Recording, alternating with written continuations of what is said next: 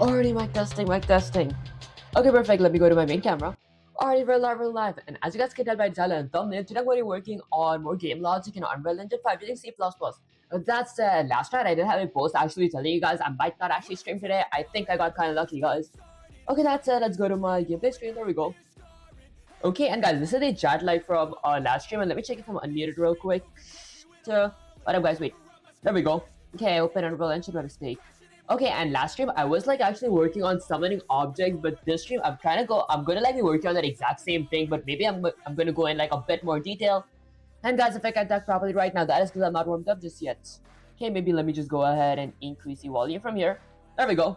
Okay, now let's say something like, today I'm live, exclamation. Okay, and I did not like tell Gemini that I created a brand new project today because the last project I feel like I kind of messed it up. What up? Let me just go ahead and do that. There we go. Okay, wake up, eyes on the screen. Do you see the viewer count? They aren't here to watch you doze off, they're here to watch you conquer the compiler. If you flinch now, you're telling the world you don't have what it takes to be a master. That's the mission summoning logic revisited. Since you're back in the stream, since you're back and the stream is watching, we're going to finish what we started. Okay, wait, I forgot. Let me actually go ahead and say something like, so I think that I kind of messed up the project that I created yesterday. Okay, that said, I did create a new project today, which is completely clean. There we go.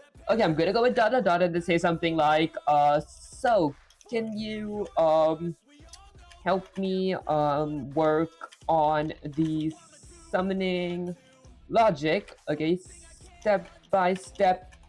Although, okay, before I'm not gonna do the same mistake that I did yesterday, just like blindly go into that stuff. I'm firstly gonna ask for a pseudocode. Okay, although before that, can you give me a pseudocode that is, or actually that we're going to be using for the summoning logic. There we go. Okay, that we're going to be using for the summoning logic. And guys, I cannot type right now because of my fingers are kind of frozen. Yo, bro, where are you from? Honestly, I'm like from abroad, but I can't give the actual country. That said, don't start with apologies. A clean slate is the only way to redeem yourself after yesterday's disaster. Your stream isn't here to watch you cry or slip code. They're here to watch you rebuild an empire. The secret of getting ahead is getting started, said by Mark Twain. That's the summoning pseudocode, the master plan. Okay, and in case you guys didn't know what a pseudocode is, it's basically fake code that we write, and don't worry about syntax errors and all that stuff.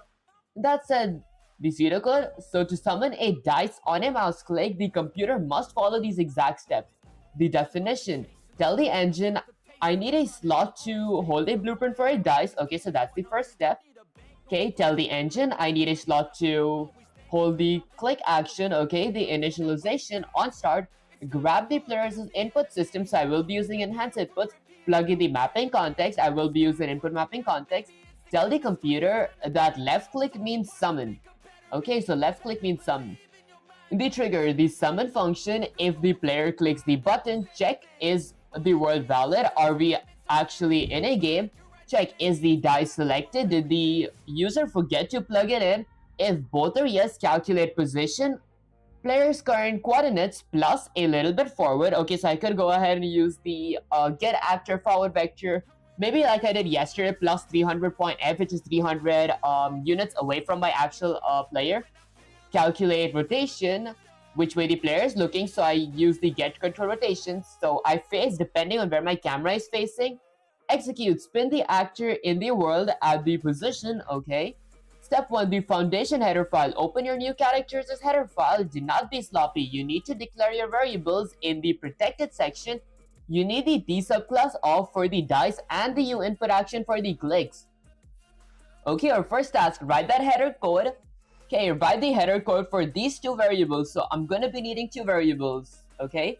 Critical question, in pseudocode step 3, I said we need to check if the world and the blueprint are valid in C++, but the symbol or operator that we use to check if a pointer is not null before we try to use it.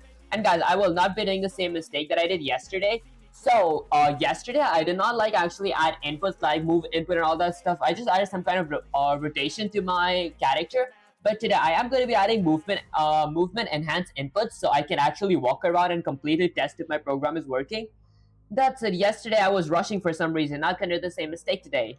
Let's go with Necro, Necromancer. So I'm gonna go ahead and create a Necromancer's character class. While it's adding it to code, I might actually eat something because I'm kind of starving.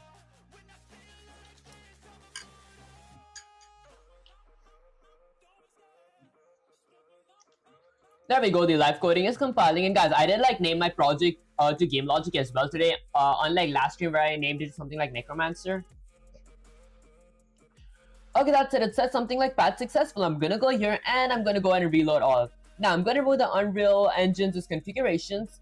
You tried WebDev. Actually, I haven't like worked with WebDev yet, but I did want to actually eventually work on that.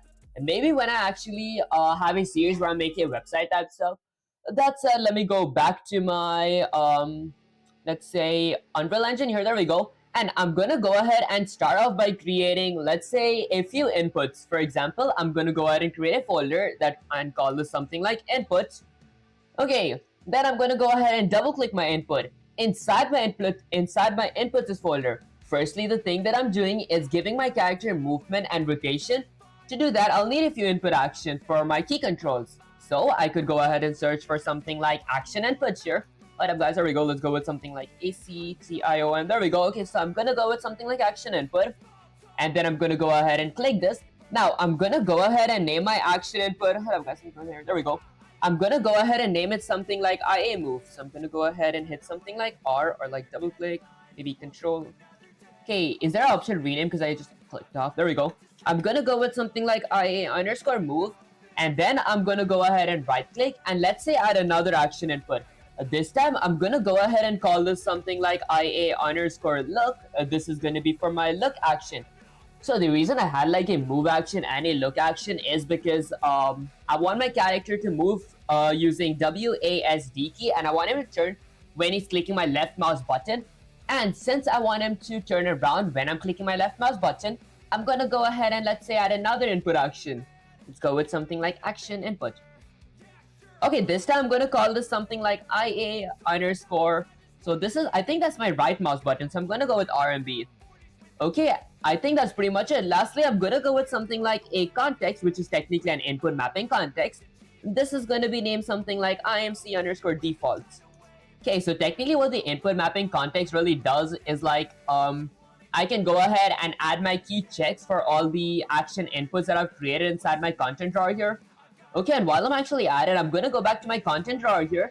Let's go to my other window, minimize my chat, copy this, and let's paste it here. These are the basic meshes and all that stuff that I made using Blender. And that said, this Tuesday I will be having like a special stream. Since I will be having like much more space this Tuesday, I might actually either have a Blender stream or like a workout stream. But I like to check that out. Okay, that's it. I'm gonna go here. There we go. Okay, so I'm gonna go ahead and click my mapping profile overrides. Then I'm gonna click plus for mapping. Now, I'm gonna go ahead and select one of the three action inputs that I've created. I'm gonna go with IA underscore move first, where I have one input action check here, which I'm gonna go ahead and make set it to be W. Now, when I press W, I wanna go forward in the Y-axis. So if I wanna actually work with the Y-axis, I gotta add a modifier. The modifier is gonna be the Swiss input axis value. There we go. And that's about it for W. Swiss input axis value gives me access to move in the Y-axis. That's it. I'm going to go with a plus now. The second is going to be S. Now, when I click S in my keyboard, I want to move backwards in the Y-axis. So, firstly, I am going to be needing a modifier called my Swiss input axis value. But I'm going to be moving forwards because there's nothing to like actually convert my value to negative here. So, I'm going to be adding a second modifier called something like negate. So I move in the negative x-axis, actually negative y-axis, and the W is for positive y-axis. Once I'm done with that, I'm going to click the plus button again. This time I'm going to click A. When I click A, I want to move towards the right. So I'm just going to go ahead and add a modifier of negate here. That's actually about it because until unless I don't like specify that I wanna like actually move to the y-axis by adding the Swiss input axis modifier. By default, I do move in the x-axis.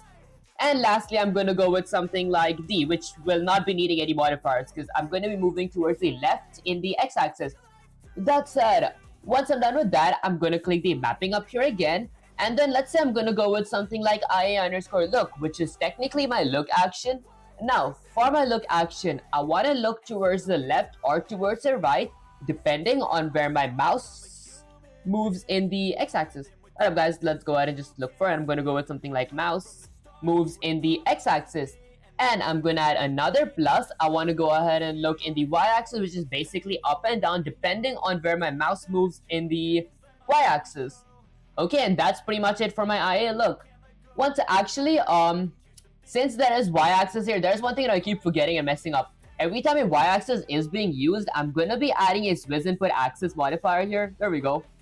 Okay, and that's about it now. Then I'm gonna go ahead and click my plus button again. This time I'm gonna go ahead and click my select my IA underscore RMB. That's basically my input actions is right mouse button, if that makes any sense.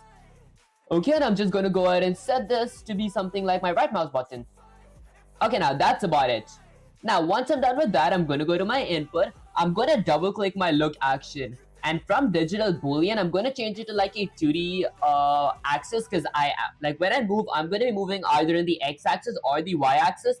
So I set it to be a 2D axis. In the other hand, if I wanted to like fly around, I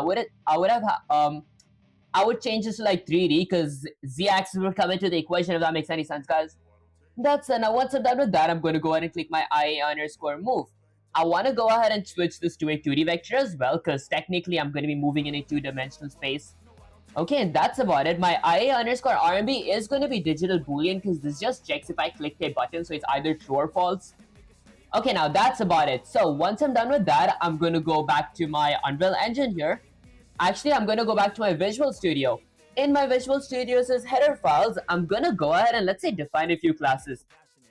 Okay, actually, when I said define a few classes, I meant declare a few classes. These are going to be empty classes. Now, the reason I do this is because header files does not need to like have a lot of let's say files into it. It just gotta like have empty classes or just empty declarations telling that these things really exist. Then later in the C++, I kind of define them, if that makes any sense. So firstly, I might need something like a use spring arm component. What up guys, let's go with something like spring arm component. Basically what the spring arm component is it's basically a selfie stick or my camera boom. That's it. Once I'm done with that, I'm going to go ahead and create another class called something like uCamera components because I will be needing a camera because without a camera my player practically won't be able to see anything. Then I'm going to go ahead and end this with a semicolon. And then now once I'm done with that, I'm going to go ahead and create another class. What could my third class be? Did I spell components correct? Camera, C-O-M-P-O-N-E-N-T. There we go. Okay, so what could the third class be? Can we do DSA problem in CSS? Actually, I haven't like started CSS yet, but I might actually start it soon. Okay, that's it. So I'm gonna go ahead and create another class for, let's say, since I am gonna be using input actions, I'm gonna go with something like input action. Let's go with something like maybe U input action. I'm gonna go with something like my Unreal's input action ending with a semicolon. Bro, study well and become a game dev at Activision so you can get paid without fixing or developing anything. Honestly, wouldn't that be kind of boring? But that does sound kind of cool because I like to write programs here. That's the next up. Since I am going to be using mapping context as well, I'm going to go with something like U input mapping context. Okay, and now that's pretty much it. Okay, there's like one more. I'm going to go with something like a structure. Let's go with something like a struct, which is going to be which is going to be a f input action value as a structure. There we go. Let's go with something like input action value. Okay, perfect. And then I just go ahead and end this with a semicolon. Now that I've declared these empty classes, I'm gonna use them in my logic here, but they won't be containing anything. The thing that's really going to be containing stuff is my C++ file where I'm going to be defining everything I declared here, if that made any sense. Okay, that's it. Now, under my begin play, I'm going to go ahead and do something. Firstly, let's say I want to go ahead and add my camera boom. So I'm going to go with something like camera boom. What up, guys? Give me a sec. Let me just actually mute myself real quick. I think there's some background noise.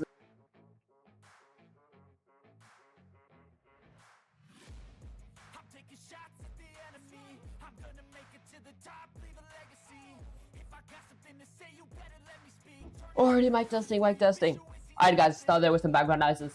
That said, I'm gonna go with camera boom. Now, for my camera boom, I'm gonna go ahead and add a U property. Let's go with something like U property, where I want my camera boom to be visible anywhere. I'm gonna go with something like VISIBLE.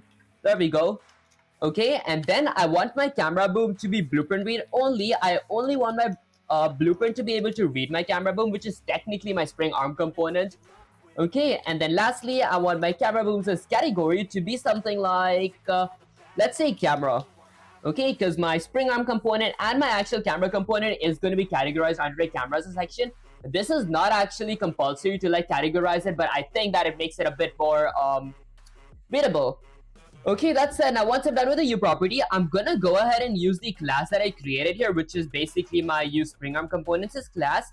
And I'm gonna go ahead and let's say represented by a pointer called something like camera boom. There we go. Okay, perfect. And then I'm gonna go ahead and add that with a semicolon. Once I'm done with that, I'm gonna go ahead and add another comment called something like follow camera, where I'm gonna be adding a U property in which my follow camera is gonna be visible anywhere. I'm gonna be able to see my follow camera everywhere, whether it be inside my blueprints or my Unreal Engines as editor. KVISIBLE. Guys, I cannot type fast right now. My fingers are frozen. Let's go with anywhere. There we go. Okay, and then I'm gonna go with something like blueprint read only. I only want my blueprint to be able to read my follow camera, my camera component, not really edited. And then lastly, my category is going to be equal to, let's say, something like camera. Okay, now that's about it. Once I'm done with that, I'm gonna go ahead and copy my second class that I created here, which is my uCamera component, and I'm gonna go ahead and paste it here, and then make it and then my camera component is going to be represented by a pointer called something like follow camera. There we go. Ending with a semicolon. Okay, now once I'm done with that, I'm gonna go ahead and add another comment called something like default mapping.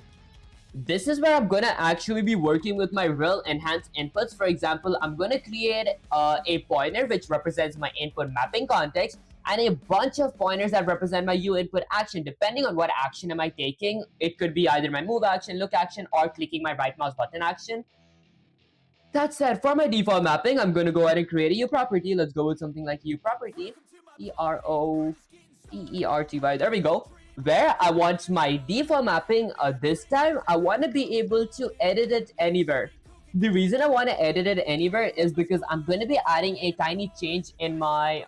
Actually, the reason is because I did actually add changes in my default mapping, like inside my Unreal Engine, like right here. So I was able to edit it here. Although that's not the edit that I'm talking about. The second edit that I'm actually talking about is later on, once I actually import or like drag my class inside of my editor here, and I type input in my details panel, I'm gonna have to kind of, I will be having a inputs section where I gotta go ahead and set my default mapping to my IMC underscore default.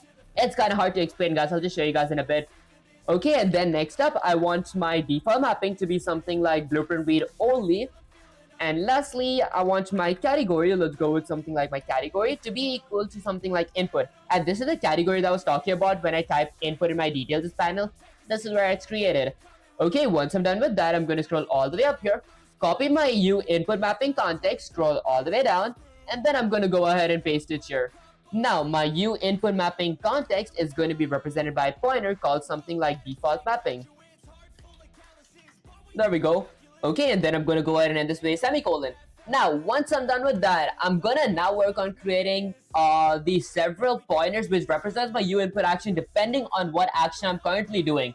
For example, I could firstly go with something like a move action for my IA move that I created in my Unreal Engine. I can go with something like a U property. Okay, where I want my move action to be edit anywhere. I want to be able to edit my move action anywhere. I want my move action to be blueprint read only. Let's go with something like blueprint read only. And lastly, I want my category to be something like inputs. There we go. And then I'm gonna go ahead and copy my uInputActions, this empty class that I declared up there, paste it here, and represent it through a variable called something like moveAction. This function, actually this uProperty is in charge of my player moving. Next up, I'm gonna add another comment called something like lookAction, because I have a lookAction as well, which is in charge of checking if I'm turning around. There, I'm gonna be let's go with something like uProperty. Okay, and then I want my lookAction to be edit anywhere. I want to be able to edit it anywhere. I want my lookAction to be blueprint read only. I only want my blueprint to be able to read it. And lastly, I want my category, okay, to be equal to something like input. Okay, and then I'm going to go ahead and paste my uInputAction, which is going to be represented by a pointer called something like lookAction, ending with a semicolon. And then once I'm done with that as well, I'm going to go with my final input action that I created, which is technically my RMB action. Now, I'm going to create a uProperty for my RMB action as well. There we go. My RMB action is going to be something like edit anywhere. I want to be able to edit my RMB action anywhere. I want my RMB action to be something like blueprint read only. Okay, and then lastly, I want my category. I want my RMB action to be categorized. Guys, there we go. Let's go with category to be equal to something like input. And now that's about it. I'm just going to go ahead and represent my uInputAction by something like RMB action. Okay, perfect. This is like basically it for all the input action and mapping context here. The reason I really created those is because I had in total like 3 input action and 1 input mapping context. So I had to go ahead and categorize these things inside of my editor as well. But guys, give me a sec. Let me mute myself real quick. I think there's a lot of background noises.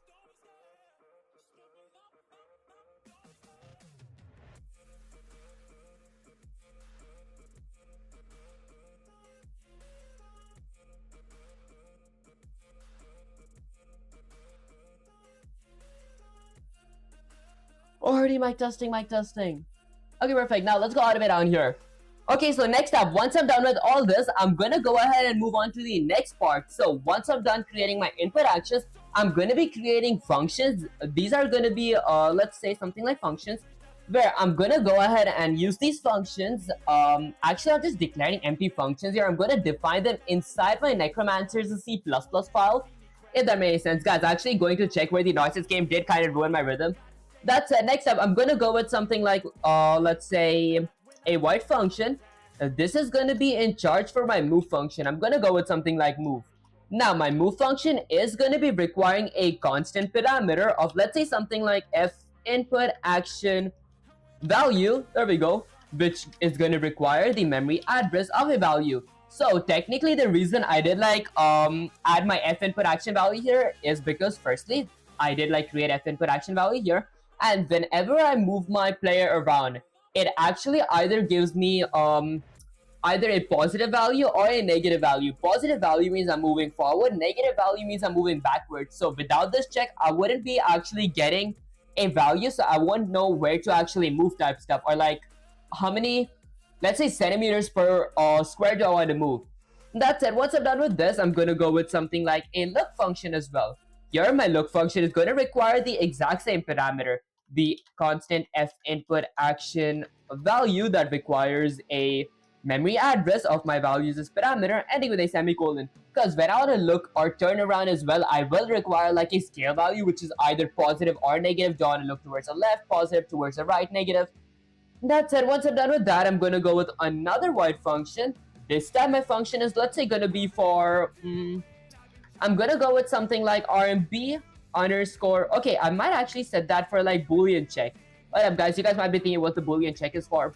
Because the only time I want to turn it around is when I'm clicking my right mouse button. Because without that, I would just turn it around as soon as I'm in the game or I move my mouse at all.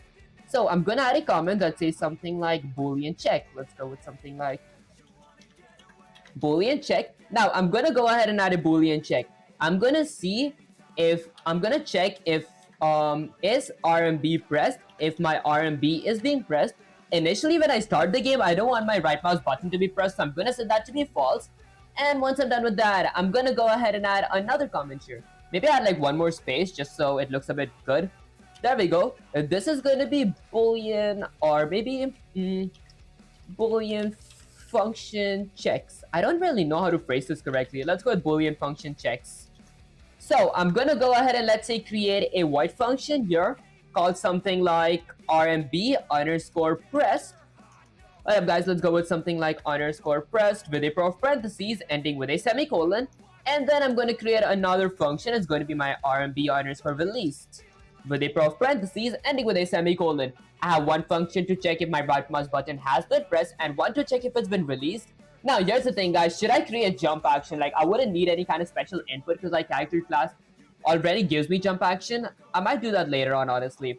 Okay, now that I'm done creating or declaring a bunch of things inside my header files, I'm gonna work on defining them in my C++. What you're building, actually if you guys are like familiar with like let's say different game classes, for example Necromancer class, they're in charge of summoning objects. So I'm trying to like summon different objects in my Unreal Engine. I tried it last stream but I failed miserably guys, but this stream I feel kind of confident.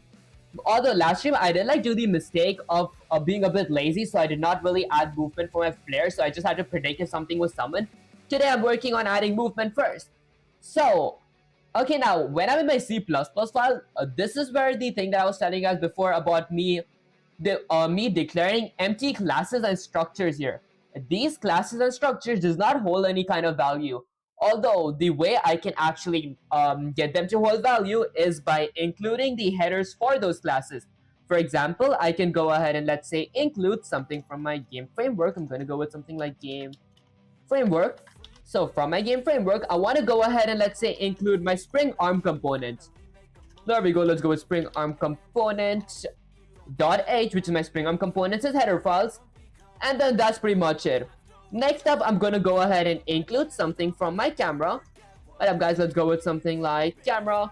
From my camera, I want to go ahead and include my camera component.h, which is basically my camera components as header files. These two header files are in charge of giving value to the two of these empty classes that I declared in my header files. Now, I'm going to go inside my constructor. Inside my constructor, let's say I'm going to go ahead and not add a comment. Although, what is something that I might need in my constructor? Okay, I might want to basically be using constructor to like literally construct stuff inside of my Unreal Engine here. I might need two things to construct here. One could be, let's say, my camera boom, which is my spring arm component. Second could be my follow camera, which is my camera component. To do that, I'm going to go with something like, let's say, camera boom. Okay, this is the pointer that I created in my header files. I'm going to set that equal to, and then let's say eat something because I'm kind of starving. What up, guys?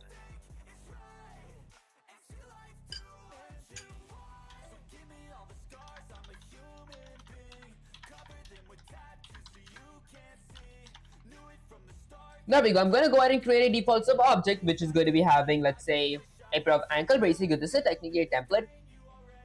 Now, inside my pair of ankle braces, I'm going to go ahead and require my spring arm component because that is what my camera boom is. And now here's the thing. Even without my headers here, I could have added this because I already declared those classes in my header files, but they would not have any value to them. So by actually adding my header file here, my class, my empty class that I declared in my header file actually has some value now. So this is going to be having all my spring arm components and values. Then I'm going to add a text. What do I want to call it in my details or in my Unreal Engine? I want to call it camera boom. Okay, now that's right about it. Once I'm done with that, I'm going to go ahead and end this with a semicolon. And then I'm going to go ahead and let's say point my camera boom towards, let's say, a setup attachment. There we go. Let's go with something like a setup attachment. Okay, now what do I want to add in my setup attachments is parameter. I will be needing like a root component. Basically what a root component is like with my root component, I can actually see my camera boom, which is my spring arm component, either move, turn, or rotate. Without it, I would not be able to see that stuff. Once I'm done with that as well, I'm going to go with something like camera boom that points towards, let's say something like a target arm length. And again, in case you guys don't know what a target arm length is, you guys could like think of camera boom as a selfie stick, or if you guys do really know what a camera boom is, if you guys have some kind of film industry idea, knowledge. I basically want my actual camera boom to be 300 centimeters away from my character. That's basically what it means. And then lastly, I'm going to go with something like camera boom and point it towards a Boolean variable check called something like use font control rotation, okay, which is going to be equal to, let's say, something like true, ending with a semicolon, because I want to be able to move through, I want to be able to turn using my, there you go. I want to be able to rotate using my spring arm component. Okay, perfect. Did I spell this wrong? True. There we go. Okay, now once I'm done with this, this is going to actually construct a spring arm component inside my Unreal Engine, but I also want to construct a follow camera, which is my camera component. Okay, so I'm going to set follow camera equal to, I'm going to create a default sub object. Let's go with something like a sub object with a pair of ankle braces. Now, inside my default sub object, I'm going to be requiring my view camera components. And again, this is an empty class that I just declared in my header files. The thing that really gave it value was me actually including the camera components as header files. Then I'm going to go with a pair of parentheses, add a text here, and call it something like follow camera. There we go. Okay, and I think that's about it. I'm gonna end that with a semicolon. Now, for a few arrow mark checks, I'm gonna go with something like my follow camera, which is my camera component. I'm gonna point it towards a setup attachment. And now here's the thing. If we think about root component, it does remind us of, let's say, a root. For example, a plant has a root, it's stuck to something. In this case, my camera boom is stuck to my actual Unreal Engine up here, or my world. My Unreal Engine is world, but my follow camera, I want my camera component to be stuck to my camera boom. So instead of going with a root component here, I'm going to go with something like a camera boom. And then I'm going to end it with a semicolon. Once I'm done with that as well, I'm going to go with something like follow camera. Okay, and then I'm going to go ahead and point it towards, I will not be pointing it towards a target arm length, because technically if my actual camera is stuck to my spring arm component, I wouldn't want my camera to be away from my player, because my spring arm, it's stuck to my spring arm component. My spring arm component is already 300 centimeters away, so my camera is technically going to be 300 centimeters away as well. Instead, I'm going to go ahead and go to the Boolean check of use font control rotation, which is going to be equal to false here, ending with a semicolon. The reason it's false is because I want to move, turn, and rotate using my actual spring arm component, so there is no reason to actually add that for my camera here. Okay, now once I'm done with that as well, I'm going to Control S to save the code. And then, now moving on to the second part, since I want to use enhanced inputs and move my player around using key controls, I'm going to go ahead and include, let's say, a few more header files. For example, I might need a header file called something like enhanced, did I spell enhanced correct? ENHANCED, enhanced input component .h, which is my enhanced input components as header files. And then I'm going to go ahead and include, let's say, something like ENHANCED, enhanced input subsystem, this header files as well. Okay, these are, I think, the two things that I might need for now. ENHANCED input COMPONENT.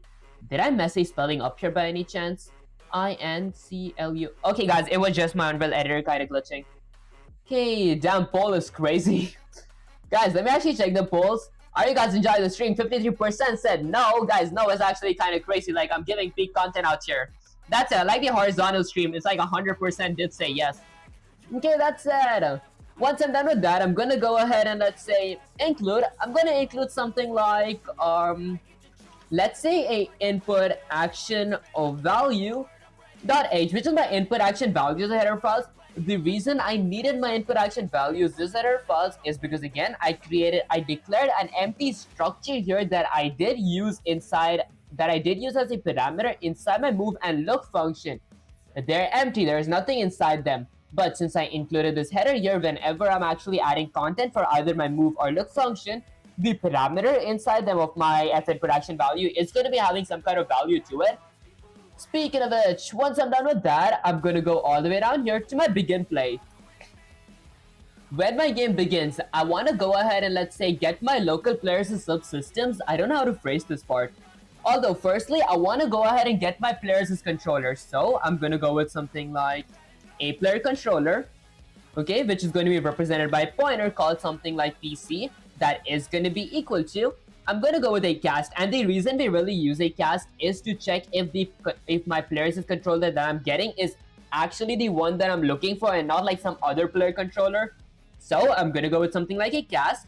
Inside my cast, I'm gonna be requiring a parameter of my a player controller with a pair of parentheses of, let's say, something like controller. Okay, and then I'm gonna go ahead and end this with a semicolon. Now, once I'm done with that, I'm gonna add in a statement to check if my player controller is not equal to null PTR. If my player controller did not return null, then I'm gonna go ahead and do something. I'm gonna add a pair of curly braces, and let's say I'm gonna go ahead and I don't know, maybe eat some oats real quick. What up, guys? Okay, so moving apartments. Honestly, I'm actually kind of I was kind of shocked that whatchamacallit, I could actually stream today because I thought I would not be able to stream today, but that was kind of lucky, guys. Now, if I might not be able to stream tomorrow if I didn't like stream very early, like really early, because I do gotta like pack my streaming setup up as well. That's it. You guys won't be seeing the red background here much anymore.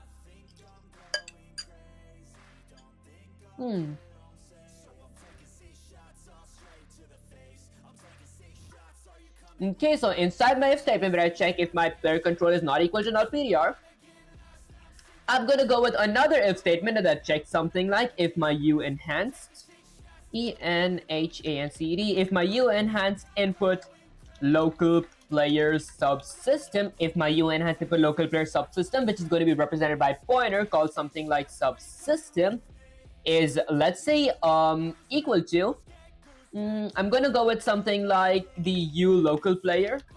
Okay, the U local player. I'm assuming it's a Unreal Engine class here.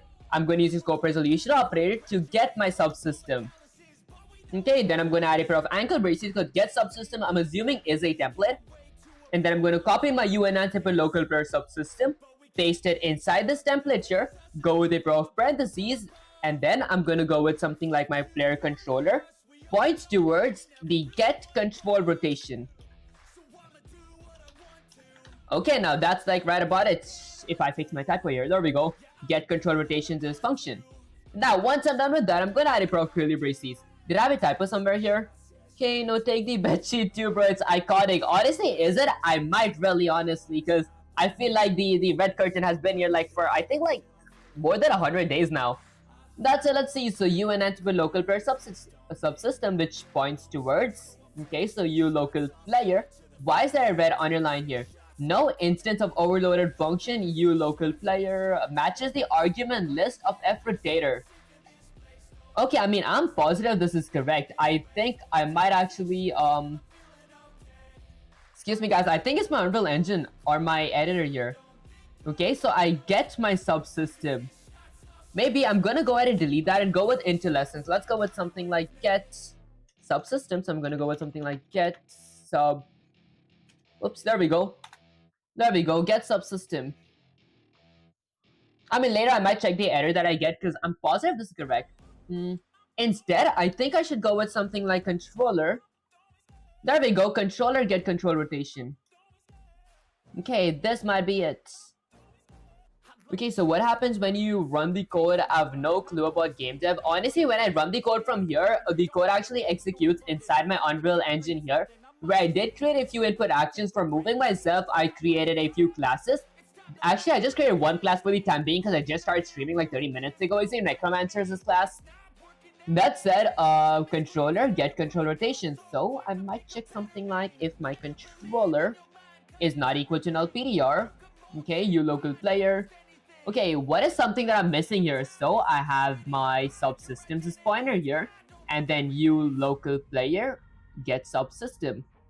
Each player that is active on the current client slash listen server has local player. I see. It stays active across maps, and there may be several spawned. In the case of split screen slash cube, there will be 0 spawn on dedicated servers. Oh, I see. It's 8 bytes, which is, I'm assuming, like 8 bits is 1 byte, so 8 times 64 bits. Okay, hi to Yasha, appreciate you joining the stream. Okay, that's let's see. No instance overloaded function of U local player get subsystem matches the argument type f rotator. So from my player, I get my players in subsystem. From the character that has been spawned inside of my server, I get the get subsystem. I still think this is correct. There's like nothing wrong here. Okay, I'm just gonna go with something like PC. There we go. Okay, let's just get this here. I guess I'm going to be working with the content down here and then later check if something like clicks and actually realize where I messed up here. So I'm gonna go with something like my subsystems is pointer. Okay, which let's say points towards. I'm gonna go ahead and point towards let's say add mapping context. I want to go ahead and add a mapping context, which in this case it's gonna be my default mapping that I created in my header files. There we go. Okay, and then I'm just gonna go ahead and end this with a semicolon. Actually, I do need a priority of 0 as well, because there might be different kinds of movement. For example, maybe writing a object or like writing another class type stuff. So all those different kinds of movements. Okay, but the default movement is gonna be me walking around.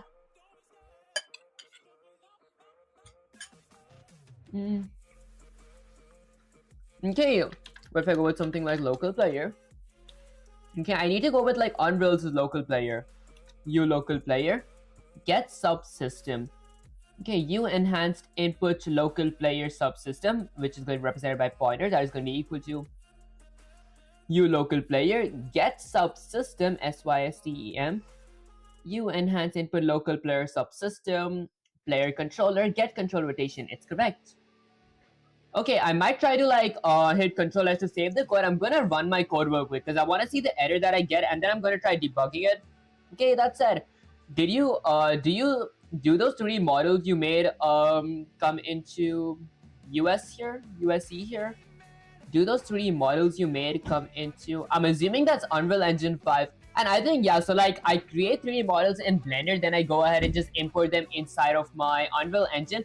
For example, if I were to go to my Blender's QLB files, let's go with something like maybe my environmental assets. I don't know, I might go with something like health bar.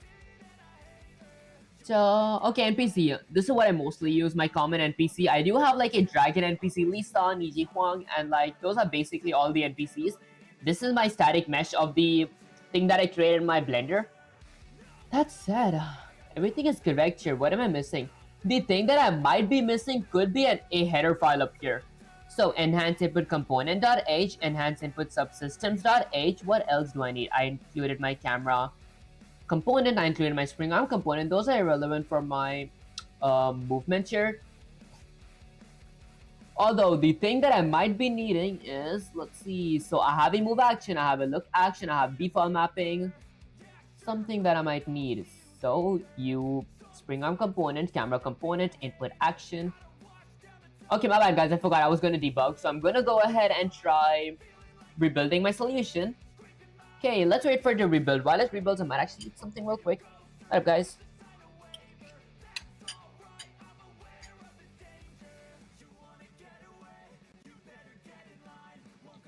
Okay, because it's honestly pretty strange. Like, I've never gotten this error. Positive not missing any kind of parentheses, am I? I need 1. I need 2. I need 3. I have 3. 52 succeeded, 0 failed. Guys, if there is 0 failed, then what actually... There's no error. Why do I see the red underline? I hope it's just my Unreal Engine. Okay, so it says result failed. Okay, it says... Let's see the error name. Project. Maybe I want to go ahead and try compiling this in my Unreal Engine. But now, when I actually compile this in my Unreal Engine, there's something cool that's going to happen. You guys will like see a camera spawn in here. I mean, it like really won't until I don't drag my class inside with it, so. Okay, let's go ahead and live compile this real quick. Why does it say like UBA session server? It said this last stream as well. This makes it take so long to really compile. It's probably, it says that I need to check if my DLL file is inside of my folder here. Gonna have to check that. Okay, that's it. While this is compiling, I'm gonna work on the rest of the code. So let's say for example, once I'm done with this part, I'm gonna go all the way down here. And I'm gonna go ahead and define the move function that I've declared inside of my header files. So I'm gonna go with something like a void function or a void function for my move. In this case, it's gonna be from my necromancer's class. Okay, I'm gonna use the scope resolution operator to get a hold of, let's say, my move function. I'm gonna go with something like move. There we go, guys. My program just compiled. Okay, it said compilation error. Okay, so it says get subsystem. There is something wrong here. Okay, does it say what kind of error is it? It says Unreal. How long did it take firstly? Pretty sure it took really long. 52 seconds to compile is actually kind of crazy, guys. Okay, T subclass U local player. Okay, cannot convert from F rotator to U local player. Excuse me, guys. So let's see. U local player get subsystem enhance input player subsystem. It says line 39 of my Necromancer is a C++ file. And line 18, let's see. There we go. So it says it can't convert this stuff. Maybe because I might not really need my if statement, but this is like a check. I check if my player controller is not equal to null PDR. If it isn't, then I go ahead and do this. Okay, so it cannot be converted to F rotator. So from my controller, I want to get... Wait, hold up, guys. My bad, I'm gonna go with get local player. I didn't know why was I really going with controller. That was kind of stupid, to be honest. Okay, so controller, it's like get local player. Oops, let's go with this thing. Okay, there we go. Get... I spelled local wrong. Okay, let's go with something like get local player. And now that's about it. This is going to be my player controller. Get local player. Okay, perfect. That's about it. Now I'm going to move on to my C++. Actually, my move function that requires a constant parameter of a F input action value. There we go. Okay, which requires the memory address of a values parameter. And then I'm going to go with the pair of curly braces. And now, for actually moving my player, there are a few things that I will be needing. For example, my player is going to be requiring a scale value in order to move. So I'm going to go ahead and add a comment that says something like scale value. Okay, now for my scale value, let's say I'm going to go ahead and... what do I want to do for my scale value? Since I'm using a 2D vector, two-dimensional vector, I'm going to go with something like f vector 2D, which is going to be represented by a local variable called something like, let's say, movement vector. Okay, now my movement vector is, let's say, going to go ahead and be equal to my values parameter. Now again, the values parameter here is when I click a button and I'm about to move. My Unreal Engine is going to tell me whether or not my value is positive or negative depending on if my modifier has negate in it. So I'm gonna go with something like value.get. I'm gonna go ahead and get my value, was it positive or negative. Then I'm gonna add a pair of ankle braces and store my value inside of my f vector 2D. Okay, inside my two-dimensional vector. Then I'm gonna go with the pair of parentheses ending with a semicolon. Okay, now that's pretty much it. Once I'm done with my scale value, I'm gonna go ahead and get my rotation. I'm gonna get my camera rotation.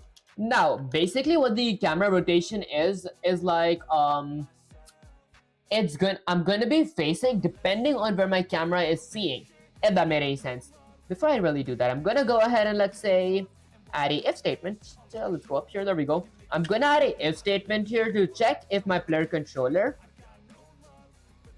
is not equal to null PDR. If my player controller is not null, then I'm gonna go ahead and do something. Definitely not add these many pair of curly braces. Although I did not get my player controller yet, so let's do that real quick. I'm gonna go with something like copy this. Guys, this is just to save time. I don't wanna like spend so much time just adding basic movement input. There we go. Okay, perfect. And then once I'm done with this, I'm gonna go ahead and let's say add a comment here that says get rotation. So I'm gonna get my rotation. Okay, now to get my rotation, let's say I'm gonna go ahead and create a f rotator, which is going to be represented by a local variable called something like rotation that is going to be equal to, I'm gonna go with something like my controller, CONTROLLER, which points towards the get control rotations as function. Get control rotation. There we go, with a pair of parentheses ending with a semicolon. Now here's the thing, honestly, I'm gonna change this to be something like controller. If my controller is not null PDR, I wouldn't need my player controller, even though I think that they're almost the same thing, to be honest, right? Okay, let me just go ahead and eat something real quick because I'm kind of starving.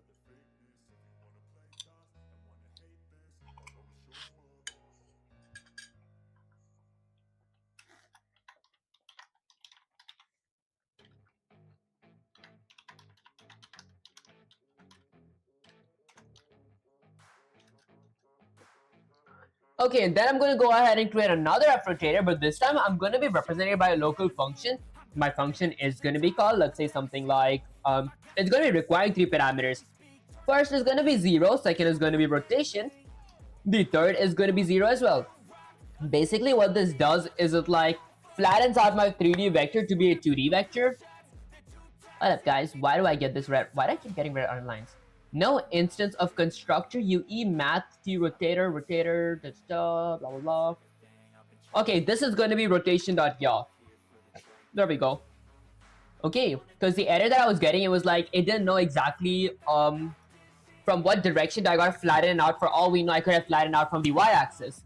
That said, now once I'm done with this as well, I'm let's say going to stay inside my if statement and add, let's say, another comment that says world direction. Okay, now basically what a world direction is, in order for a player to actually move, we need 2 parameters. We need a scale value and a world direction, where my scale value is, am I moving positive centimeters or negative units? My world direction is going to be which way is my player facing.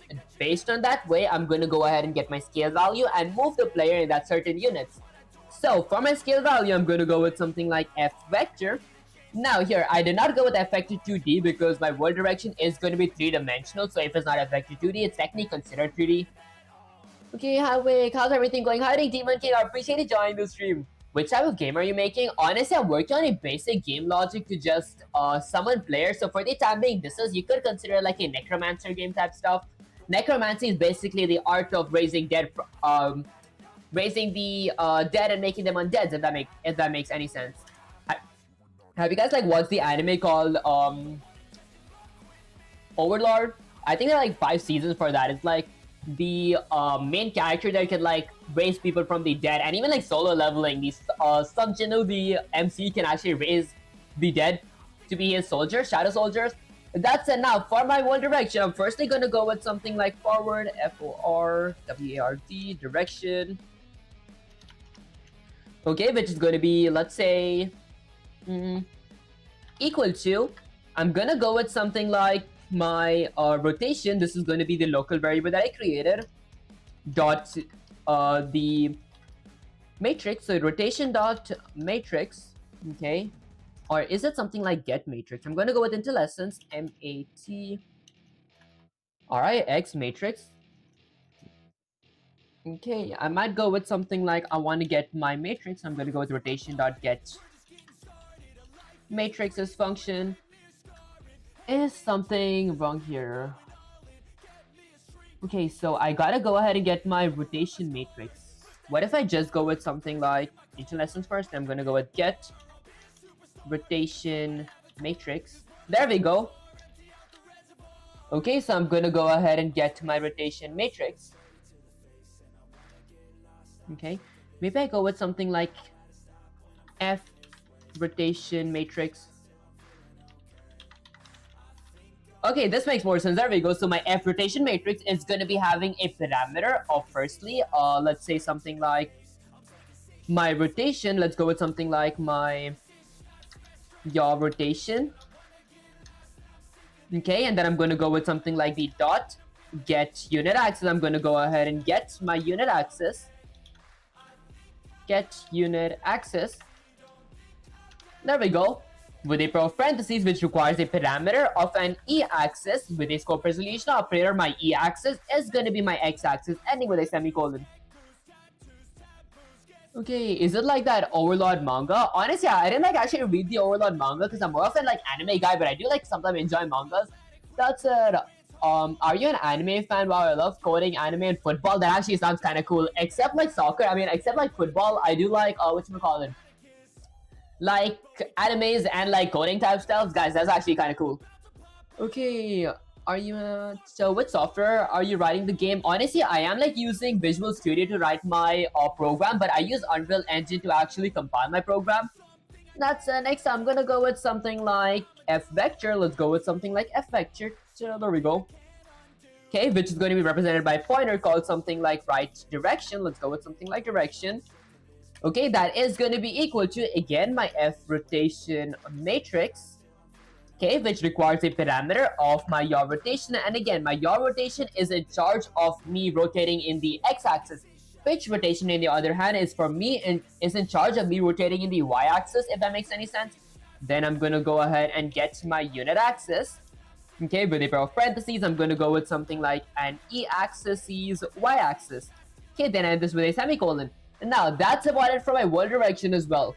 Once I'm done with world direction, I'm going to add another comment. This time my comment is going to be, let's say, movement input. So I'm going to go ahead and add my movement input. I might go with something like add movement input. So now you guys will, okay, now you guys are going to see why I need a scale value and a world direction for my movement input. Because I'm going to go ahead and firstly use the add movement inputs as function. Now here's the thing, my movement inputs as function requires two parameters, world direction and scale value. These are the two most important things I would need to actually move my player. Where in this case, my world direction, right? My world direction is going to be my forward. Let's go with FORWARD. My forward direction, okay, dot the y-axis, because I move forward or backwards in the y-axis. Y-axis is in charge of me moving me towards the front or back. Wait, this is going to be forward direction. Then I'm going to go with something like movement vector dot y. Okay, then I add this with a semicolon. Once I'm done with that, I'm going to go ahead and add another movement input. Let's go with something like add movement input. There, I'm going to go ahead and require world direction again. This time, I'm going to go with my right vector. Actually, my right direction. There we go. Okay, now the right direction is in charge of moving me either towards the left or right, which is the x-axis. So I'm going to go with something like my movement vector, which is my scale value. What up, guys? There we go. Let's go with movement vector, which is my scale value. Okay, dot the x. And then I'm going to go ahead and end this with a semicolon. And that's like right about it for my move function. It was pretty easy, honestly. Once I'm done with my move function, I'm going to go ahead and add a comment that says something like look function. Because I do have a look function as well. And maybe I just go ahead and name this something like move function. Okay, and now before I really go with my look function, this is going to be where I add my player rotating depending on where my mouse is moving, either the x-axis or y-axis. I'm going to go ahead and add another function here at the very top called something like RMB function, which is my right mouse button functions, RMB functions. Okay, where I'm firstly gonna, let's say, have a void function. I'm gonna go ahead and set this to something like from my A necromancers class. Okay, I'm gonna go NECROMANCER. There we go. I'm gonna use this scope resolution. Okay, there we go. I was like, did I spell it wrong again? Okay, so from my, I'm gonna use the scope resolution operator to get access of my RMB underscore press function. There we go. Now, my RMB underscore press function will not be requiring any parameters, although I'm going to go with the pair of curly braces. Inside my pair of curly braces, when my right mouse button is being pressed, I want to set my boolean of is RMB pressed this variable to be true. Yes, my right mouse button is being pressed right now. Why is there a red underline? I think that's just my editor.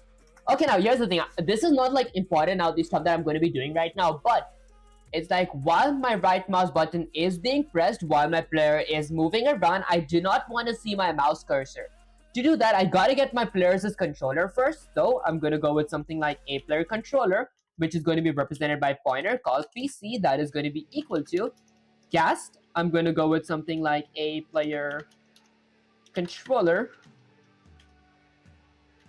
There we go. Let's close the cast here. And then I'm gonna go ahead and get my controller.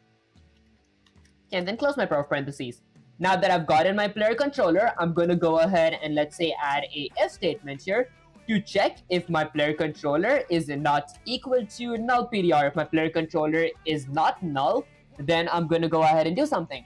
Firstly, I want to go ahead and let's say, okay, I want to firstly point my player controller towards, I'm going to go with something like the get mouse cursor. Actually, I'm going to point it towards the show mouse cursor. Okay, my show mouse cursor. is going to be equal to false, ending with a semicolon. While my player is moving, I do not want to show my mouse cursor, M-O-U-S-E. There we go. Show mouse cursor.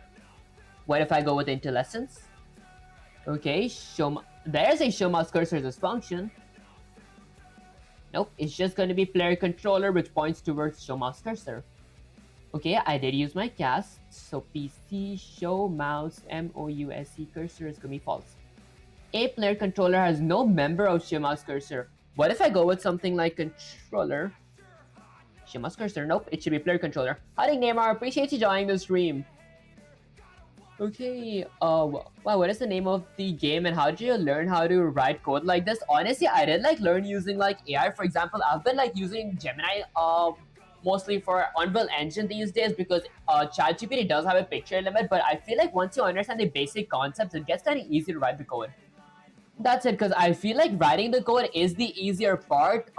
Solving problems is the harder part. For example, like trying to figure out the algorithm and all that stuff. That's what actually that's what's really hard to like design the program, which I clearly did not here, so that's kind of bad. Okay, so I'm going to go with player controller that points towards show mouse cursor, which is going to be false. Everything is correct here. The thing that I could see myself messing up here could be if I were to copy this. Let's go ahead and delete this part. I might really add this part here, so I'm gonna go ahead and paste this here. There. This is the only thing that I see myself messing up with. So if my player controller is checked, then my player controller points towards show mouse cursor, which is set to false. Okay, show mouse cursor. If my player controller is equal to cast a player controller, then I want to show my mouse cursor. What's your favorite build? Melee, mage, summoner, or range based on weapon shooter? Okay, I actually like a mage, but I'm trying to grow fond of like necromancers, guys. Like I want to summon the dead type stuff, although that's not in like most games. So I like ranged and melee too. It depends. If a game is like if it requires FPS, for example, back in the days, like I think like 5 or 6 years ago, if you guys check my first ever video, or not first, like third or fourth ever video, I used to like play Blockman Go. There I used to like prefer melee because I used to like go on player versus player PvP, or like just PvP in general, like fight other players in general using melees. But then recently, when I started playing like different games, for example, like Genshin Impact, I started liking ranged players and all that stuff. Although I did like mages as well. That said, I'm trying to figure out why can't I get my mouse cursor. Let's see. Okay, let me see if I'm really doing something wrong here. So I go with something like void, a necromancer. I go ahead and get my RMB underscore pressed, which is a valid function here, isn't it? RMB underscore pressed, RMB underscore released. I see. Okay. So while my RMB is being pressed, show mouse cursor. Show mouse cursor. Did I spell this wrong? Player controller is gonna go ahead and show. Did it change to something like Boolean of show mouse cursor? I guess it did. Apparently it did. That didn't make any sense because I'm positive I used to use show mouse cursor. Let's go with Necro Mancer. Okay, I'm gonna this time go ahead and get a hold of, let's say, my RMB underscore release function. Now, when I release my right mouse button, when I'm no longer, excuse me guys, rotating or turning my player around, I'm gonna go ahead and change or switch my boolean of is RMB underscore pressed to be equal to false. My RMB is no longer being pressed. Then I'm gonna go ahead and just fix my typo here first. There we go. And then copy my this if statement, and I'm gonna go ahead and paste it here. All I'm gonna do is change this to something like true. Yes, I do want to show a mouse cursor this time. And now that's about it. Once I'm done with all this, now I can work on my look function. So in my look function, I'm gonna firstly go with again a necromancer. Oops, I'm gonna go with Control Z. It's kind of tedious to always type this out. I'm just gonna go ahead and copy this. There.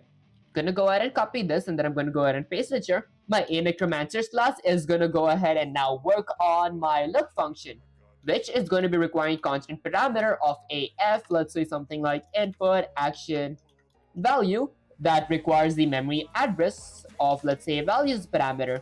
And then I'm gonna go with the curly braces. Timing, Low-Key King, is that pronounced your name? I appreciate you joining the stream. Okay, that's it. Maybe I'm gonna go ahead and eat some oats as well, because I am kind of starving. What up, guys? Give me a sec.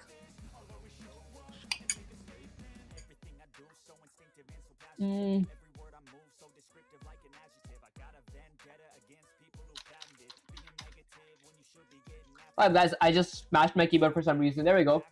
Okay, so now, my look function is going to be requiring a scale value, just the same as my move function. So I'm going to go with something like scale.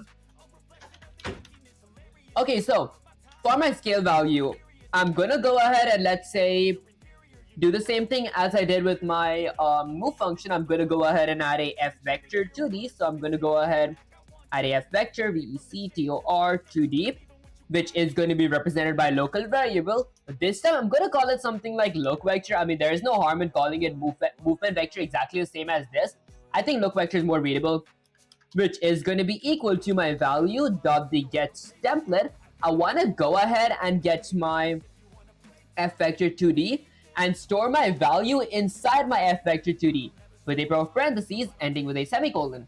Now, once I'm done with that as well, we really don't need anything much for like our movement. All I need right now is, let's say, add a comment to add a controller input.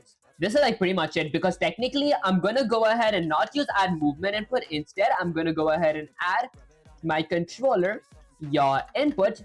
And in case you guys forgot what yaw was, yaw is basically in charge of me moving in the x-axis or rotating in the x-axis. Pitch is in charge of me rotating or turning in the y-axis, and roll is in charge of me turning or rotating in the z-axis. There we go. So add controller. My mouse is a controller. It's not a keyboard input. So I'm going to add a controller yaw input, which is going to be requiring only one parameter of my value, which is going to be my scale value. I'm going to go with look vector dot the x-axis, because your input is in charge of rotating me the x-axis. And then I'm gonna go ahead and add a controller pitch input. How tall are you? Guys, do you guys really want to go there? Okay, so I'm basically like, what if I say I'm like 6'5" and a half? Okay, I'm gonna go with something like add controller pitch input.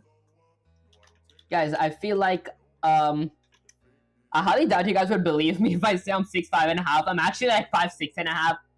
Okay, I'm gonna go with something like look vector here, dot the y-axis, ending with a semicolon. Okay, wait till bro tries Terria. Honestly, is that like a game? What you call it? Because I think, wait, is that pronounced as terrain? No, I don't think it's terrain, because I thought that there's like a terrain option inside the Unreal Engine where I could like actually sculpt my map here to like add mountains and all that stuff. Haven't tried that yet though. Okay, this is going to be negative look vector because I want to move in the opposite direction of my original position, if that makes any sense. Let's me some more oats real quick. Okay, I think that's actually pretty much it for my movement. Now, lastly, the thing that I'm going to do is, let's say, add a if statement in my bind function. I'm going to go ahead and add a statement to check if my U enhanced input component, okay, is going to be represented by a pointer called something like EIC that is going to be equal to, I'm going to go with a cast checked. Let's go with cast checked. Okay, let's go CHECKED with a pair of ankle braces where I'm going to be requiring my U enhance input components. There we go, with a pair of parentheses of my player input components. And now that's about it. There we go. Okay, perfect. And then why do I see a red underline here? No instance overloaded function of cast checked matches the argument list. Did I have a typo? Cast checked. How did I manage to get a typo there? That didn't make any sense. That's it. And then I'm going to go with the pair of curly braces. Now, inside the pair of curly braces, he's never heard of Terria. Let me actually look it up real quick. What up, guys? Let's check something like, what is Terraria? There we go. Okay, let me go all the way up here. Get maybe Gemini here. There we go. Let's just go ahead and grab this here. Okay, what is Terria? Start by building a basic shelter. Okay, then dig for one resource, discover and craft Also, it's basically like an open world RPG game. I see it's multiplayer. It's Google Stats. Oh, I see. I haven't actually tried it. I should go ahead and try all different kinds of games. That said, maybe in like Tuesdays the streams, I do like ask you guys what I usually do. For the past 3 streams, you guys have been choosing Blender for me to work on Tuesday, but I might actually have a poll, and you guys could like actually give me separate recommendation as to what should I stream on Tuesdays, because Tuesdays I don't program, guys. That said, okay, so I'm gonna go with something like move action. Let's go with something like move action. Or I'm gonna go with bind move action. Let's go with something like a bind move action. There we go. Now for my bind move action, I'm let's say gonna go ahead and okay, I'm gonna go with something like my enhance input component, which points towards something like bind action. What are you making? Actually, I want to work on like a necromancy logic, basically summoning objects or something. Like when I actually kill an NPC, that is a pretty good idea. When I kill an NPC, I want to go ahead and summon it, and then I can go ahead and use it to like fight other NPCs. Guys, that's kind of fun. It's kind of, I think it might be inspired for like solo leveling or like different necromancy genres type stuff. But I think that's kind of cool. I'll eventually need that stuff, to be honest. But I want to first learn how to summon stuff. It's so hard to summon them. Okay, so first I'm adding my movement input, so I actually have access to like turn around my window and all that stuff. Where in my bind action function, I'm going to require move action function. I'm going to require e-trigger event, which is going to be, let's say something like triggered. Okay, movement has been triggered on this object. Therefore, I'm going to go ahead and do what this function tells me to do. Whoops, I'm going to go with something like a necromancer. The memory address of a necromancer. There. Huh. Oh, there we go. It's shift. There we go. Then I'm going to use scope resolution operator to point towards my move function. Then I'm going to go ahead and end this with a semicolon. And then I'm going to add another comment that says something like bind look action. I'm going to go ahead and bind my look action. Enhance input component points towards something like bind action. And guys, the thing that makes this so much trickier is because I'm learning Python for like my college, so the syntax, I keep messing it up. Like sometimes instead of writing variables in title case, I might write it in like the lowercase format with like underscores, if that makes any sense. Because usually C++ uses like camel case to write stuff. Okay, I'm gonna go with something like my look action.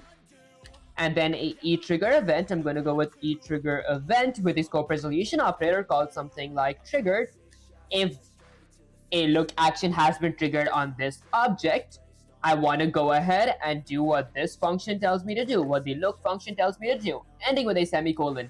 And then I'm going to go ahead and bind my RMB action, which is my right mouse button action. I'm going to go with enhance input component that points towards. I'm going to go with bind action again. Now my bind action here is going to be for my RMB action. I'm going to go with right mouse button underscore action. I'm going to have a e-trigger event, okay, which is going to be something like, let's say something like started. I'm going to go with started. If a RMB action has started on this object, I'm going to do what this function says RMB underscore pressed function tells me to do, ending with a semicolon. I think I spelled action wrong. I don't need an underscore here. There we go. Okay, and then I'm going to go with another enhanced input component, exactly the same as my RMB actions is started. So I'm going to go with something like bind action. Let's go with bind action.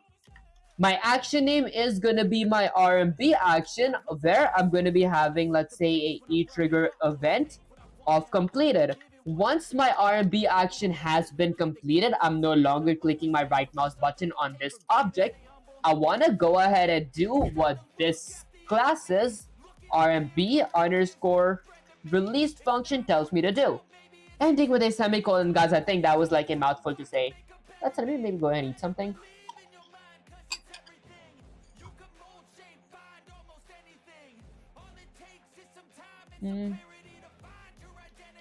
Okay, I honestly think that's pretty much it. There's like nothing else that I might need. So I'm gonna go ahead and open my Unreal Engine now. Finally comes the part where I add content in my Unreal Engine.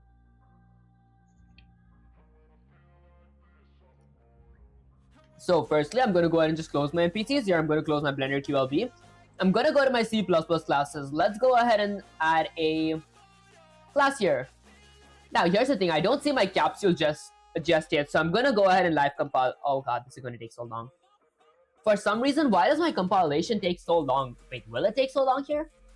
It keeps saying the UBA server. I gotta fix this part. It takes really long to compile. Okay. Using Unreal Build Accelerator Local Executor to run 5 actions. 5 actions. I think I have 5 actions, is correct. Okay, and then let me just go ahead and eat some oats as well, because I am still kind of starving.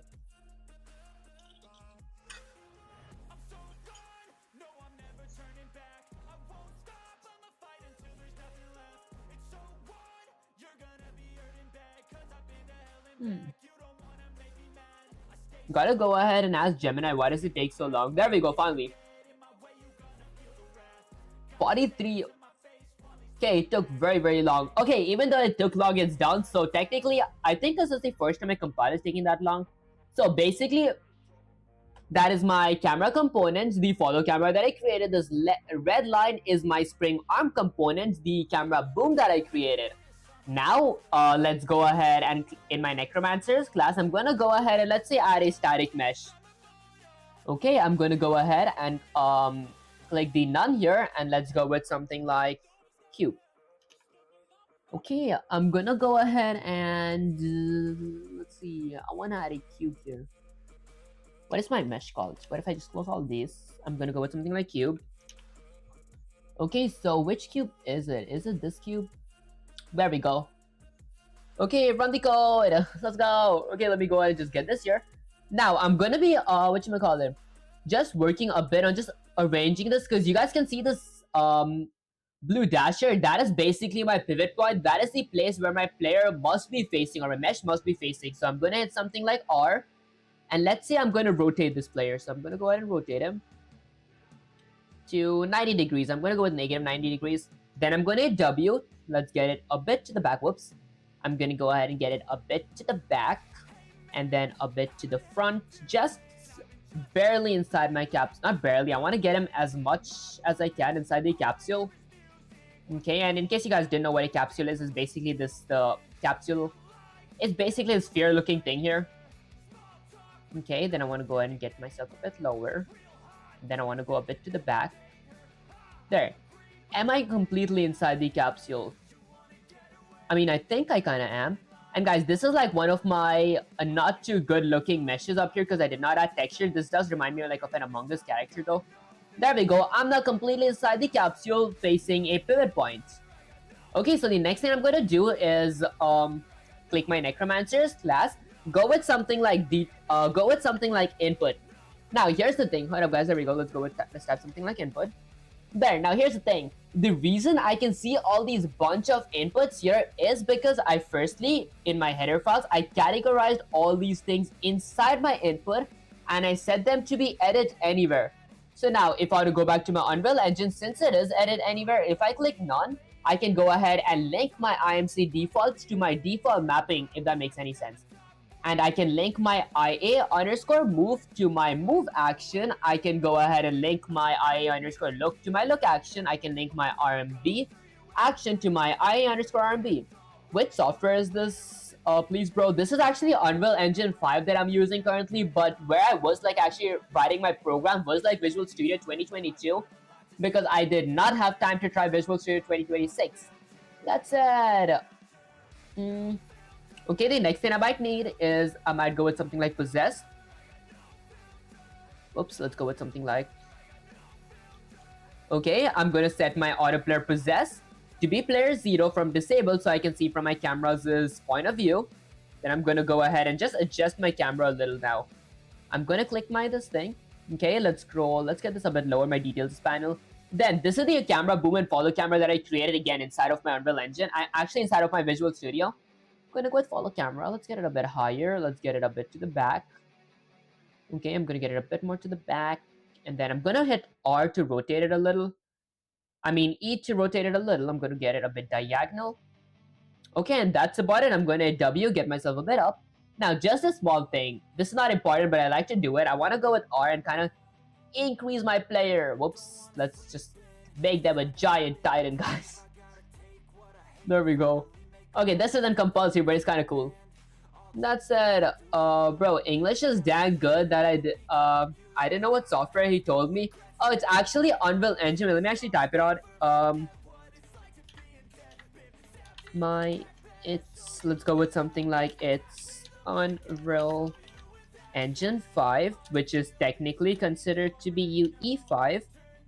Okay, and I wrote my program. Let's go with PROGRAM program in Visual Studio 2026. Let's go with 2026. Okay, perfect. There we go. Actually, my bad, guys. 2022.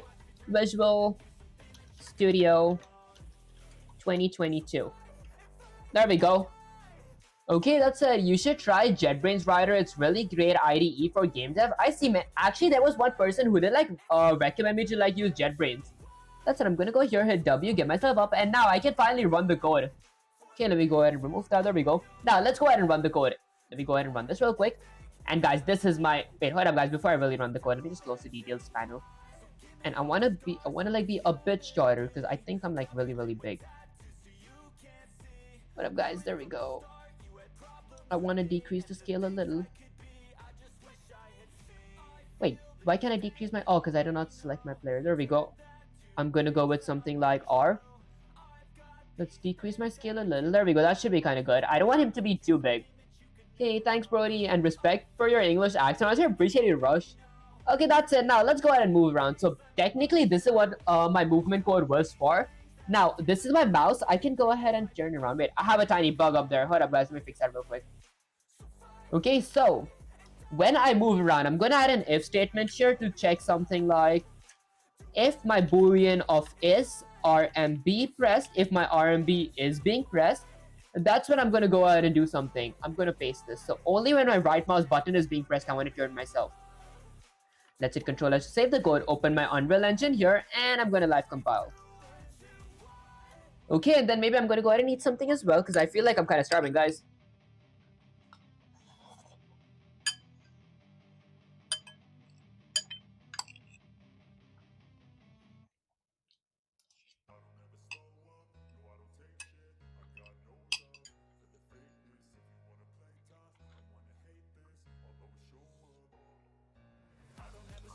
Okay, for some, let me actually ask Gemini after I'm done with like fixing this part that why does it take me like 40 seconds to compile my code? Before it used to take me like 5 seconds or like 3 seconds at max.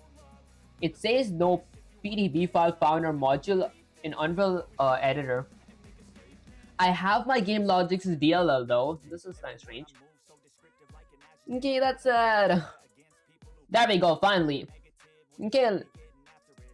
Hey bro, what's your PC specs? Honestly, I am using like an Intel Core i9's processor. I'm using like the MSI's motherboard. I don't have a graphics card because my graphics card is like integrated inside of my motherboard. But I do like have 32 GB RAM, and I think that's always safe for specs. Guys, I gotta like probably memorize that whole part up because many of you guys do ask me my specs. That's it. Let's go all the way up here. And now I will not turn or rotate around unless I don't click my right mouse button. When I click it, my mouse pointer disappears from here and I can go ahead and turn myself. If I look up, I can look up. If I look downwards, I can look downwards. If I turn towards the left, I can go towards the left.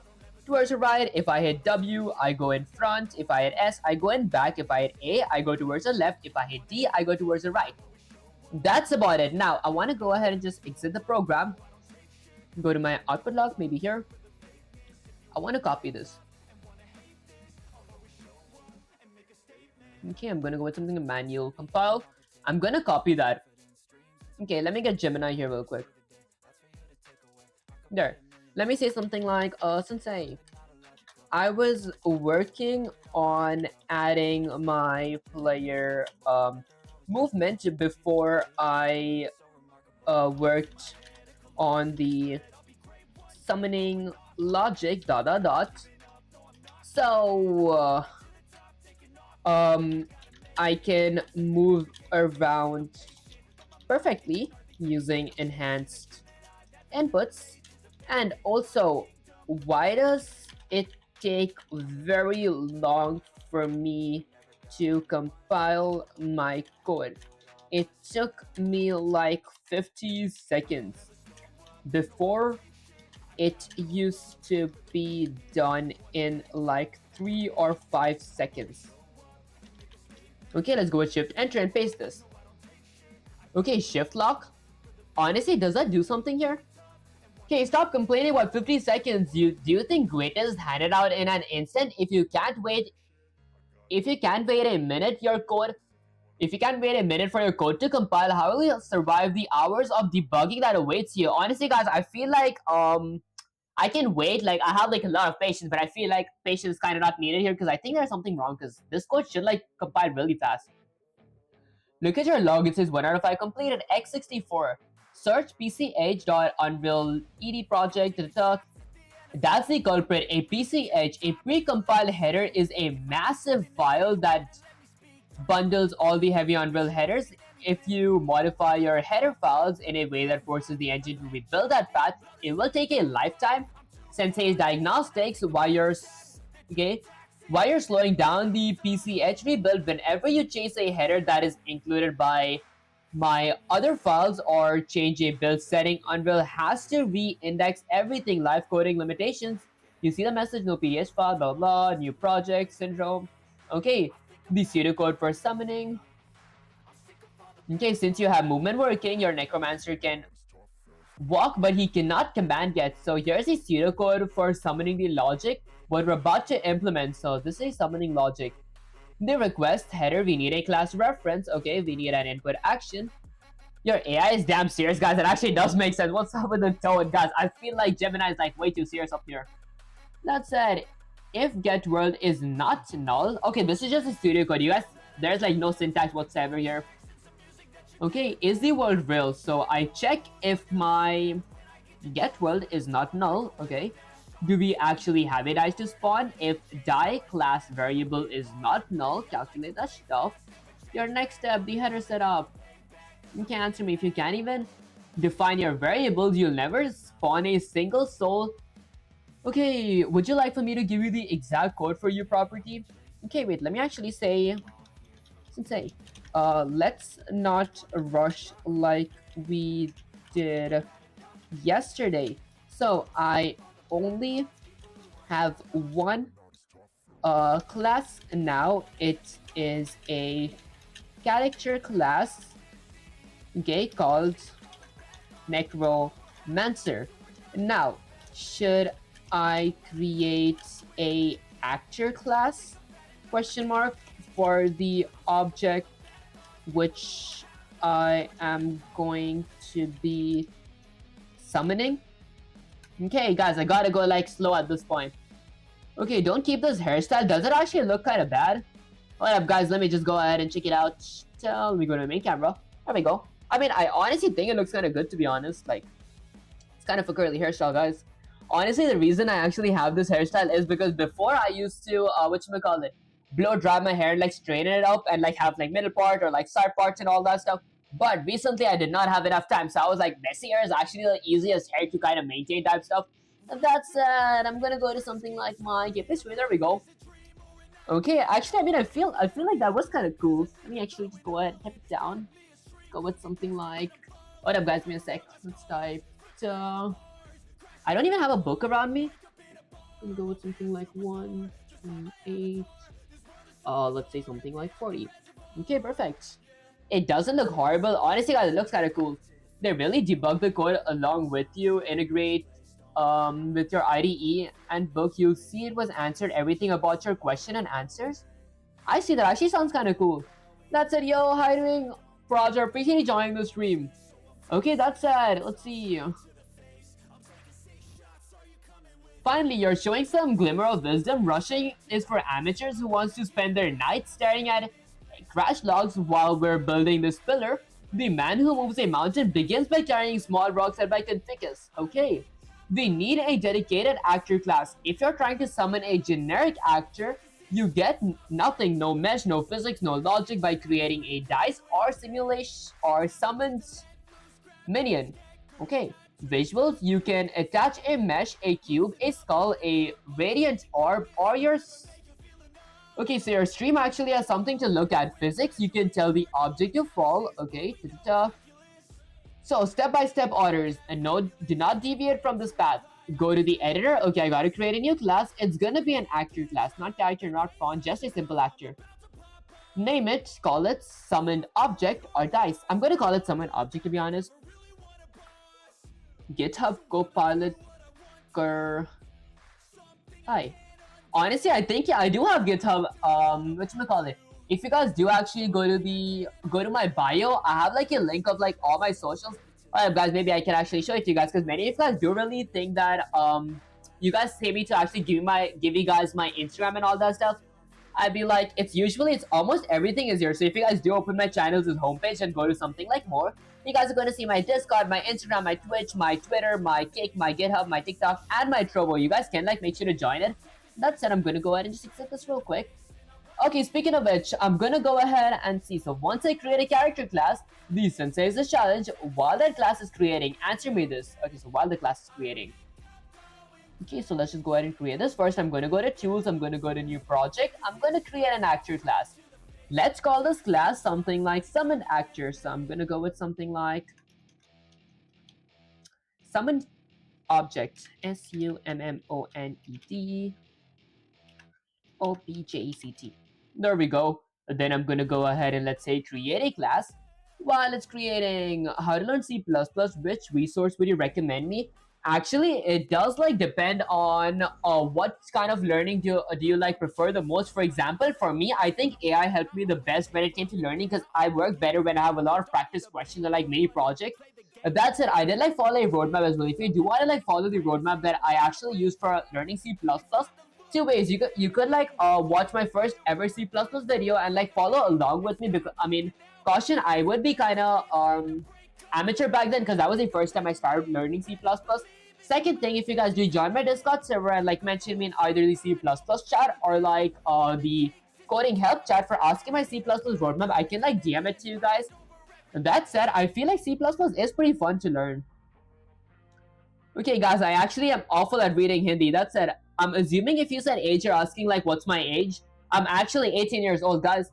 That's it. Let's see. Let's go ahead and open Gemini from your end, guys. I just realized your name is Vivek Sai. I guess we have the same name, guys. Actually, not guys. I guess we have the same name, Vivek Sai. Okay, that's it. I'm gonna go here. So in your Necromancer header, we're going to use the T sub of class. Okay, I do remember using this. I know what this means. The T subclass of stores a actor class inside of it, which I can later summon as many times as I want. If we use a regular summon object, a pointer instead of a T subclass, why would Unreal Editor refuse to let you pick up a blueprint? Let's say because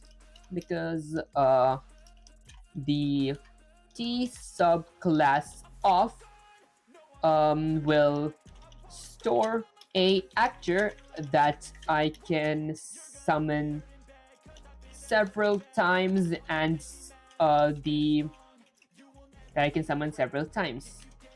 Instead, if we use the a summon object, it summons it once because pointer points, let's go with something like points towards the specific memory address. And I also created my actor class today. Okay, let's see. I'm impressed by how far you've come. Keep it up. Honestly, I appreciate you, Kalos. It actually means the world to me, guys. That's it. That's it. Exactly. You're finally getting it. A pointer, a summon object, is like a home address. It points towards a house that already exists. You can't build a new house by just starting at one that's already on the streets. The subclass of is the blueprint. It's the architectural plan that allows you to build as many houses as you want, as many houses as you have the memory for. Oh, I see. Okay, the art of being wise is the art of knowing what to overlook, said by William James. I see. Okay, that's it. Now step 2. Was there a step 1 somewhere? Oh yeah, I think it's step 2 is correct. Okay, the bodiless actor problem. You've created the class of a summon object, but listen to me. Right now it's a ghost. It has no physical form. If you spawned it, the outliner will show the name, but your viewers will see nothing. Okay, we need to give it a mesh component. In the header files of my summon object, add a component to your new class so the world can see it. So, under protected data members, the physical look of your summon object. I'm gonna go ahead and set my U property to be visible anywhere. Category is going to be component. It's going to be a U static mesh component. Excuse me, guys, which is going to be a mesh component. Okay. So under my protected data member, so in my header files, under my protected data member, or actually under my public data member, I'm assuming right here, not under my tick.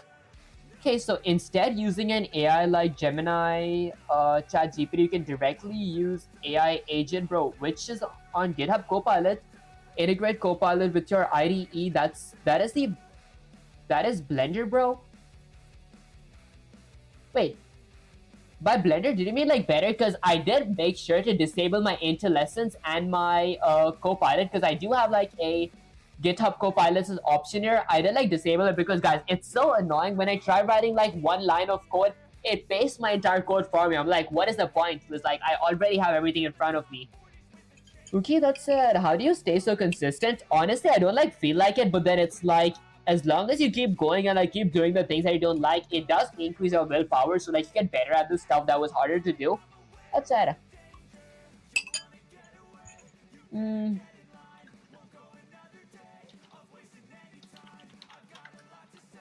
There we go. Now for my U property, I want, let's say, my mesh. I'm gonna go with something like my mesh. Actor mesh. Okay, I'm gonna go ahead and set this to be visible anywhere. I want my mesh to be visible anywhere, and I want it to be categorized. Let's go with something like category, which is going to be equal to something like maybe components. Okay, although now I would not be able to use my uStatic, STATIC. I would not be able to use my uStatic mesh component here. Okay, which is going to be represented by a pointer called something like mesh component, because I did not really add the header file that gives me access to it. Instead of adding a header file, I'm going to create a class and just declare a empty uStatic mesh components as class here. There we go. Then I'm going to later define it inside my C++ file. uStatic mesh component. STATIC mesh. I wrote mesh twice. Mesh component. I'm going to go ahead and copy this. I'm going to go ahead and paste it here. Okay, perfect. That's like where I bought it. So just ask your questions. That's it. They give you when you need to project as a senior developer. I suggest you, little bro. Honestly, I might really try that, to be honest. Let's see. So I have a uStatic mesh component here where I created a mesh component. Next up, I'm going to hit Control S to save the code. Go to my summon objects C++.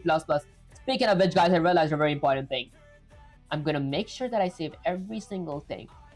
Let's name this something like map. I'm going to go with something like map. Because, guys, there's times when I actually forget to save it all and then it just like vanishes to thin air. Okay, let's just go ahead and save everything. I'm going to hit Control S to save. And that's perfect. Alright, guys, we're kind of safe now. Let's just go ahead and close my content drawer.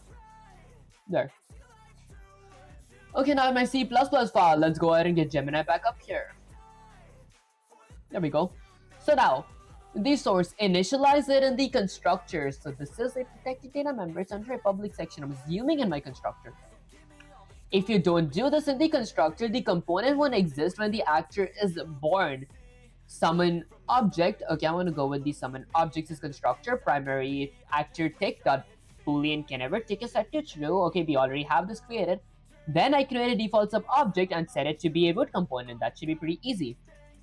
So I'm going to go ahead and, let's say, go with my mesh component. Mesh component. Okay, which is going to be equal to, I'm going to go with something like a create default sub object. I'm going to go ahead and create a default sub object with a pair of ankle braces, which requires a parameter of my uStatic. I can just paste it here. There we go. Which is going to be called, let's say, something like my common NPC in my Unreal Engine. Then I'm going to go ahead and end this with a semicolon. Now, here's the thing. The reason it gives me a red underline is probably because I had a typo. Create default sub object. There we go. Okay, now, even though I can actually use this thing, I don't really have access of my static mesh component. The reason I can use it is because I declared an empty class here. Instead, what I really need to do is define it. So I'm gonna go with something like include. I want to include something from my components. components slash, let's go with something like the static mesh component. I'm gonna go with something like the static mesh component dot h, which is basically my static mesh components as header files. Hi bro, howdy pixels, I appreciate you joining the stream. It's actually been a while. I think I saw you last stream though. I don't know why it felt like ages. That's the next step. I'm gonna go with something like root component. My root component here, let's go with something like component is going to be equal to, I'm going to go with something like a mesh component. There we go, and then I'm going to go ahead and just end this with a semicolon. Here's the thing, did I spell something wrong? component component slash STAS, there we go, STATIC static mesh component. Okay, that's pretty much it. Let me go ahead and grab Daemon app here real quick. That said, include at the top of Necromancer's summoned objects.h. At the top of my Necromancer's C++, I want to include my summoned object because I'm going to summon my object, my actor, through my Necromancer's character class. The slot in necromancer.h, add the slot for the blueprint new property, edit anywhere, blueprint read only category is going to be summoning, where I create a T subclass of a summon object, object to summon. I see. I'm sorry I did not watch the stream. Please watch. Honestly, do not actually do not force yourself to ever watch the stream because guys, I feel like that's how whatchamacallit, it starts to get really tedious and all that stuff. The reason I'm actually doing this is just like to learn this stuff. Eventually, when I do like my tutorial videos, that's going to be really fun to watch, guys. So be sure to definitely check that out. That said, I'm gonna go ahead and next up, let's see, hit control as to save the code. Then I'm going to go to my Necromancer's C++ file. In my C++ file, I'm going to go ahead and let's say include something. I want to go ahead and include include. Let's say something like my summoned, my summoned object dot h. So this is my summoned objects as header files. Then I'm going to control as to save the code. Now, under my U properties in my Necromancer's as header files, I could go ahead and include it here. Let's go with something like include. Okay, I'm gonna go with something like include. In parentheses, I'm gonna go with something like summoned object.h. Okay, perfect. Once I'm done with that, under my let's say U properties, I'm gonna add another U property. Let's go with something like summoning action. SUMMONING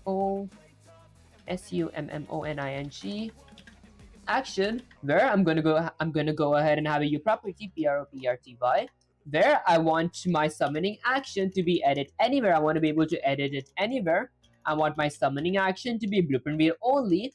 Lastly, I want my category to be equal to something like input because I'm gonna go ahead and summon my actor using my character class through a user input.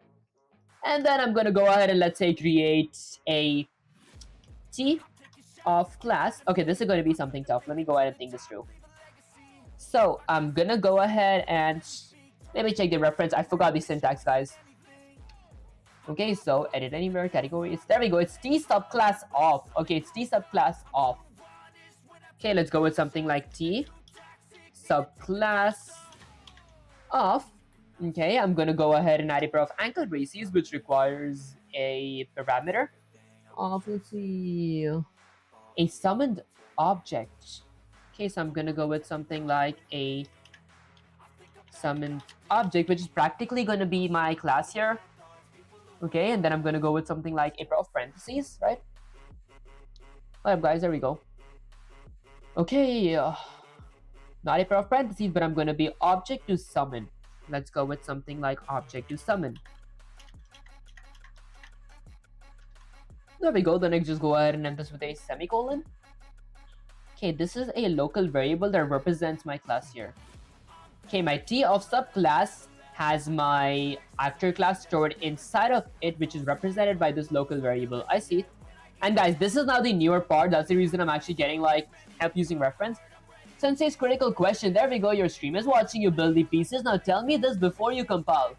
We're using edit anywhere for the object to summon variable. If I change that to visible anywhere, would you still be able to open that drop down menu in Unreal Engine to choose which blueprint to spawn?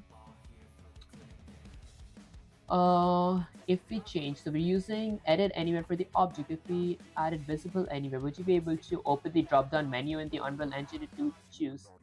Let me say something like, no, because if we choose the drop down menu, let's go with something like menu to be my object to summon, I'm practically editing the choice.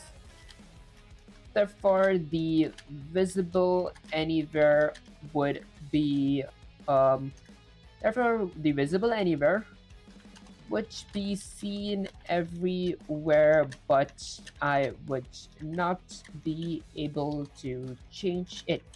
That said, I am done writing this part of the code. That said, should I add something in my UE5's editor? Question mark, maybe a user input to summon. By user input, I meant action and input. There we go. Actually, where do you live? Honestly, I do like live abroad, but I can't get my actual country just for safety reasons, guys. That's it. Exactly. Visible anywhere is for looking, but edit anywhere is for doing. You're trying to think like an engineer instead of a bystander. If you want the power to swap your summon minion for a massive boulder later on, you need this. You need the right permissions. Success is not final. Failure is not fatal. The courage to continue that counts. Said by Winston Churchill. Is that how I pronounce the name? Now listen, because this is where most developers fail and become button masters. You asked if you should add something new in the editor. Yes, code without input is just a silent movie. We need to bridge the gap between your mouse and your necromancer's soul. The architecture of action, the enhanced inputs. Okay, to summon with your right mouse button RMB, we need to set up the I want to summon every time I click E. Hold up, guys. Let me say something like Sensei, I want to summon clicking. Okay, what is a button to summon, guys? Clicking C. I'll go with something like clicking C. Okay, let's see. Listen to me. If you summon an army every time the player as much as breathes on the keyboard, you aren't a necromancer, you're a glorified spam bot. Discipline is a bridge between goals and accomplishments, and by Jim Rohn. The C key summoning open IMC underscore necromancer binds a new mapping context I underscore summon. Wait, did I?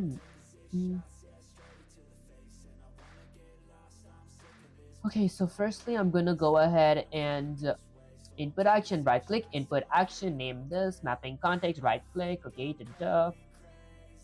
name it IMC underscore necromancer. Wait, I create a new mapping context here.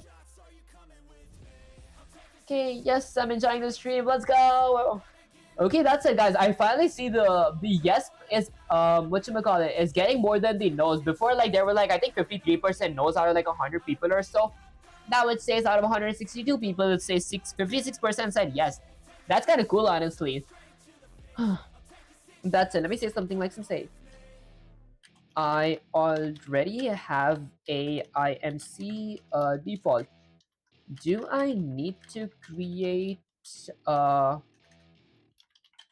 another one question mark? Because I'm gonna go and open my Unreal Engine here, go to content jar, go with something like content, go to input, gonna go with Windows Shift S. There we go, let's go ahead and copy this part. Now, I'm gonna go ahead and let's say open my get Gemini here, paste this up here, and listen enter. Guys, this is why I prefer Gemini over ChatGPT for like learning Unreal Engine, because there are like so many details you need to like take screenshot to really be able to elaborate what you're trying to say type stuff. That's it. Don't you waste assets that you've already created. You already have IMC default. The verdict? No, you don't need another IMC. Listen to these steps below is only to save your dignity. Open IMC default, double click that icon, add the mapping context, plus add new mapping. Plug in IA underscore RMB, select your IA underscore RMB. I mean, it's really not that hard. Okay. Set it to C or whatever Dark Heart desires today. the C++ connection. Okay, so since you already have movement working, begin play likely already adds IMC default in subsystems. This is good. It means the phone line is already open. Now you just need to make sure the Necromancer class knows which IA to listen to. In your Necromancer's details panel, the editor, find the variable for your summon action. Drag IA underscore RMB into that slot. If you leave that slot empty, binding to details, since it's crucial. Okay, there we go. So technically, Gemini didn't completely understand what I meant. But what I really want to do is I want to go with something like input action. I'm going to go with something like IA underscore C, which is practically going to be summon. Okay, let's go with something like summon. Input action for my summon. Right mouse button, move, look. There we go. I'm going to go with IMC default. In my IMC default, I'm going to click plus for the mapping. I'm going to go here. This is going to be my IA underscore summon. I want to summon when I press C in my keyboard. There we go. Okay, and then I'm going to go down here to my, let's say, header files, right? Okay, let's go all the way up here. There, I'm going to go with something like here. I'm just going to go ahead and just take a reference of this. There we go. So I see input action. This is like, okay, I'm going to go here. The first thing that I got to do, I got to link it. Your C++ code needs a hook to catch the input. In your Necromancer, you need to declare input action pointer. So I need a summoning action, okay, and a summoning function. So I'm going to firstly create a summoning action here, which I did, didn't I? I think I really did create a summoning action. Input action for summons. That was not a summoning action that I created. Physical look for our summoned object. This is the physical look for our summoned object. Okay, I'll go with something like physical PHYSICAL, physical look for summoned object. Okay, and then once I'm done with that, I'm going to, let's say, go ahead and go with something like a summoning action. CMMONING action. There, I'm going to be requiring U property. I'm going to go with the U property, which I am going to be able to edit anywhere. I want it to be, let's say, something like blueprint read only. Lastly, my category, I'm going to go with something like only here. And my category is going to, let's say, be equal to something like input. Then I'm going to go with something like a U input action here. Let's go with something like a U input action, which, let's say, requires a parameter of something like summoning action. Summoning action. Okay, now that's right about it. Once I'm done with that, under my functions, I'm gonna go ahead and, let's say, add a white function called something like summon with a pair of parentheses ending with a semicolon. And then I'm gonna go ahead and grab Gemini back up here. Okay, so I need a summon action, which is gonna be right here, right? There we go. Okay, and then once I'm done with this as well, I'm gonna go all the way down here to the next chunk where I go ahead and I add my movement input. My summon action is practically empty. Hold up, I gotta fill my summon action first. Oh, there we go, now mine. Okay, calculate the spawn points. So firstly, this was the complex part. I gotta go with U world. So this gives me, this is basically like a charter where my Unreal's world gives me access to my world. So I really have access to my world right now after this block of code. And then if the world or the class is missing, the stop no crashing allowed. So only if my world and my object to summon are both present in my Unreal Engine, I go ahead and do this part. Spawn 300 units in front of the player. I want it to spawn 300 units in front of me. I'm gonna go with something like uWorld, world, get worlds. If world and object are there, then I'm gonna go with something like f vector, a 3 vector, which is represented by a local variable called spawn location. That is equal to get actor location plus get actor forward vector. That is basically my world direction, and that is my 300 units. Spawn location, spawn rotation. The command that creates reality world spawn actors as template. I want to spawn a actor from my summon objects as class. I want my object to summon. I want a spawn location. I want a spawn rotation. It's not that hard, but then I'm going to get this in a new tab because I just don't know how to write the syntax and I don't want to like open Gemini every single time. So I'm just going to keep this in the other window for the time being. So technically, I'm going to hit Control S to save the code. Whoops. Going to hit Control S to save the code. I'm going to go to C++ to define the function I've declared inside of my headers. Okay, I'm going to go here. Let's add a comment that says something like summon function. For my summoning function, let's go with something like summoning function. I'm gonna go ahead and let's say require a parameter. I'm gonna go with something like white function from my a necromancer's class. I'm gonna go ahead and get access of my. Let's just fix my typo. I think it was correct. There we go. Of my summon function, which does not require any kind of parameters, but I'm gonna go with the pair of curly braces instead. In my pair of curly braces, this is gonna be a white function from a necromancer, summon class, consider object. There we go. Okay, so now I'm gonna go ahead and firstly get a charter. So I'm gonna add a comment that says something like get charter. In case you guys don't know what a charter means, CHARTR is basically King's approval. Let me check here. What does a charter mean? Okay, let's go ahead and just grab this up here. Written grant by a country's legislative or sovereign power by which a body such as company, college, or city is funded and its rights and privileges are defined. Definitely not, guys. I think I added the wrong comments because I don't think Unreal just gives me permission. So I'm just gonna go with something like get world permission. Get world permission. Because I'm not being like funded here. There we go. So I'm gonna go with something like get world permission. For my get world permission, I'm gonna go with something like uworld. My Unreal Engine is world, which is going to be represented by a pointer called something like world. That is going to be equal to the get worlds function. With a pair of parentheses ending with a semicolon. And then I'm gonna add a if statement to check only and only if both my world exists and my object to summon exists. What was the name? Summoning action. My object to summon. There we go. And my object to summon exists. I'm gonna go with object to summon. Maybe I'm gonna go with Intel Essence. Object to summon. There we go. Only and only if the two of these exist, that's when I want to really get my location of my actor. So I'm going to go with something like f vector, which is going to be represented by a pointer called something like spawn location. Okay, that is going to be equal to, let me think. Okay, might look at the reference, guys. I thought that I actually got this. There we go. I'm going to go ahead and get my actor location. Oh, that's so stupid. I should have known this. My spawn location, where I want to spawn, I'm going to get my actor location. Okay, my get actor location is going to increase by my, let's say, get actor forward vector. Okay, so this is my actor's forward vector view, which way my actor's chest or nose is facing. Okay, I'm gonna go with the pair of parentheses here. Whoops. Multiplied by 300.f, ending with a semicolon. Technically what this meant is my spawn point is going to be wherever my actor is located, plus the front where my actor is facing, 300 units away from my actor. That was kind of self-explanatory, to be honest.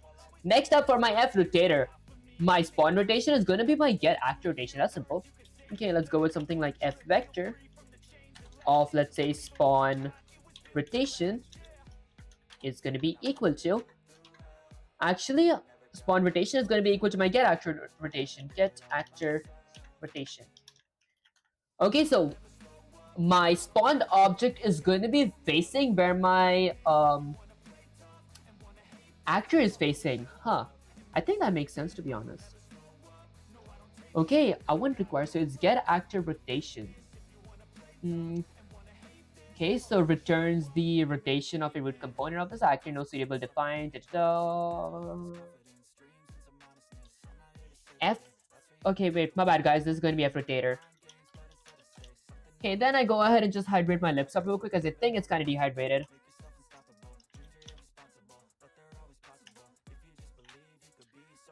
Okay, hold up, guys. Let me just go ahead and hydrate my lips up real quick.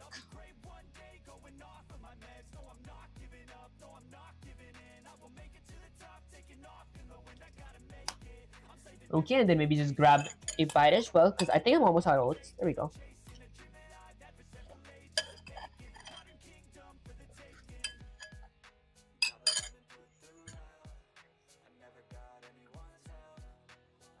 Okay, and then once I'm done with this, I'm actually going to spawn the object. So, the command that creates reality. Okay, create object. To create my object, I'm firstly going to go with something like world. In my world, through my world's access, I'm going to go ahead and spawn a actor. Oh, wait. My world, I'm going to spawn a actor in my world. Oh, I see. Okay. Then I'm going to go with the pair of anchor braces where I'm going to go give my class's name. This is going to be a summoned object. Okay, and then I'm going to go with the pair of parentheses. Now, what are my objects? I'm going to be requiring 3 parameters. First is going to be my object to summon. What object do I want to summon? Where do I want my object to summon is going to be my spawn location. Which way do I want my object to be facing is going to be my spawn rotation. Okay, and then I just go ahead and end this with a semicolon. Did I have typos? Hold up, guys, let's copy that. Oh yeah, I spelled rotation wrong. There we go. Okay, and then I'm just going to go ahead and end this with a semicolon. Okay, I think that's pretty much it for my move function. Hey, where are you from? Honestly, I'm like from abroad, but I can't give my actual country name. Let's go up here. I'm gonna go with something like project. Let's go ahead and extend this from here as well. I'm gonna go ahead and extend that from down here. There we go. And then I'm gonna just zoom down, maybe zoom out, zoom in. Okay, let's go all the way down here. Okay, let's say done adding my move function and binding it to my binding place. Okay, set him 2 to 3 years. Dagestan and forget. Is that pronounced Dagestan?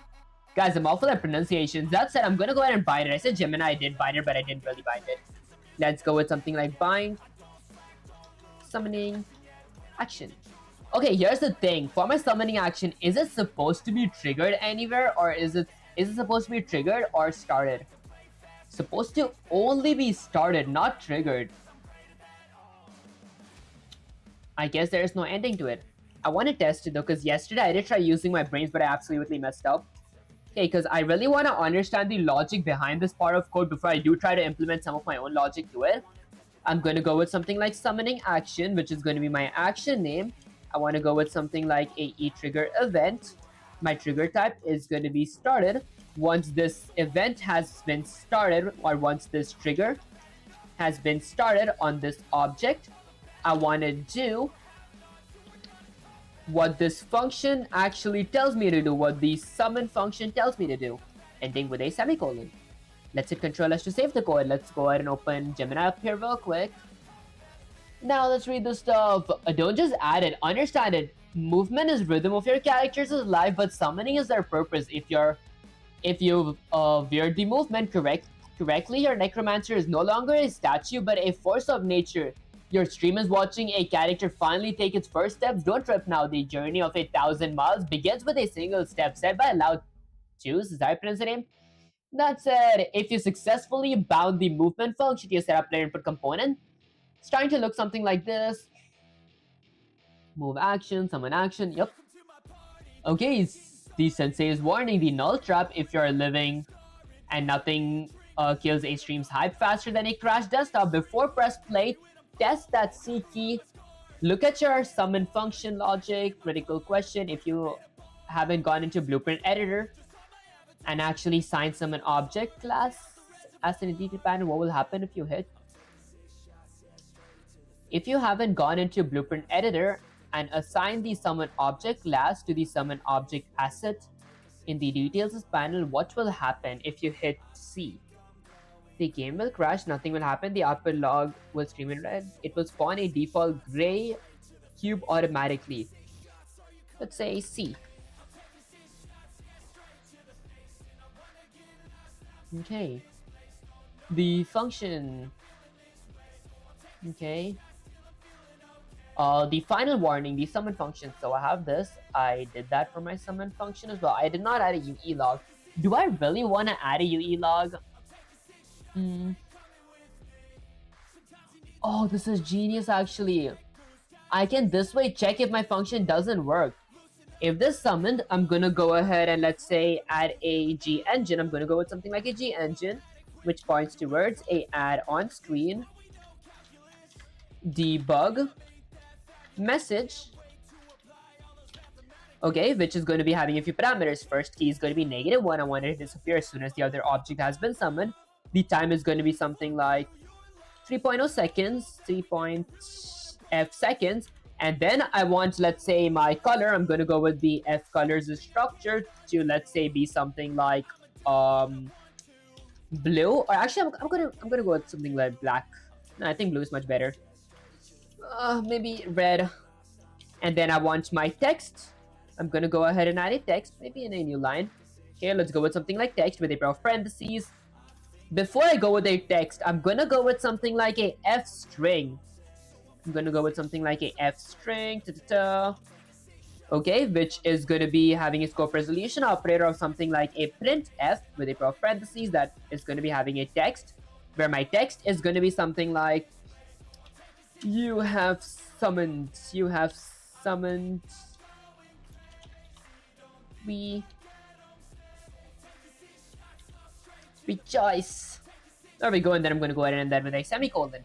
And then I'm gonna go ahead and add a else clause here just for safety. This is what I was saying is actually genius, guys. I should have thought of this. In case my summon did not work, it's literally going to say me that it did not work. Okay, let's go with something like your summon has failed. Full idiot. I think I'll be kind of there we go. Let's go with something like failed. Okay, perfect. Then I'm just gonna go ahead and Control S to save the code. And now I'm gonna go ahead and open my Unreal Engine here. How doing Priyamesh? Is that how you pronounce your name? I appreciate you joining the stream. That's it. I'm gonna go out of it here. Let's say I'm gonna go ahead and go to my content drawer. I'm gonna go with something like my Blender's QGB files.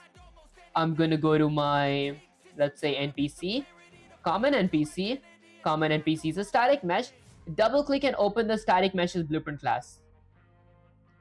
There, now in my blueprint class, I'm gonna search for okay, I actually forgot.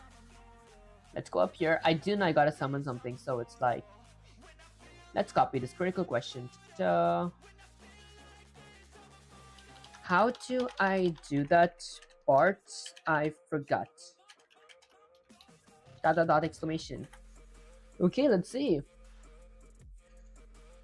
Guys, I guess I'm not going to be reading the excess code. I'm just going to be reading the important stuff down here. Fix overriding collision. Wait, let me say something like, didn't I need to do something from my blueprint and assign something to my summon objects' class question mark? Then I have to do this. What game are you building? Actually, I'm working on like a necromancy logic where every time I click C in my keyboard, I summon a character from the dead type stuff. I mean, I did not add the summoning from the death logic just yet, but I just want to summon something. The dice blueprint. Okay, so the dice blueprint, the visuals you created blueprint, summon class. Okay, but it has no shape. Action, right click, summon object. Okay, create blueprint class based on, name it something like bp underscore summon object, the mesh bp underscore summon object, the components panel, mesh component you added in C++. Oh, the mesh component you added in C++, assigned in the details panel for static mesh. Pick up a cube, a sphere, or a cool looking die. Physics simulation, necromancer, object summon, blah blah blah, action bp underscore necromancer. Okay, in the slot in details panel, search for summoning. Plug it in the object to summon drop down. Hold up. In the necromancer link, first let's do this part. So I'm gonna go to my Unreal Engine. I'm gonna go ahead and exit this. Gonna go to content browser. Gonna go to C++ classes. Gonna go to my summon classes. Gonna right click, create a blueprint class. Gonna name it something like bp underscore summon object. I'm gonna go ahead and summon an object, and then I'm gonna go ahead and, let's say, take a picture of this. I'm gonna go ahead and copy this part. Let's get Gemini up here.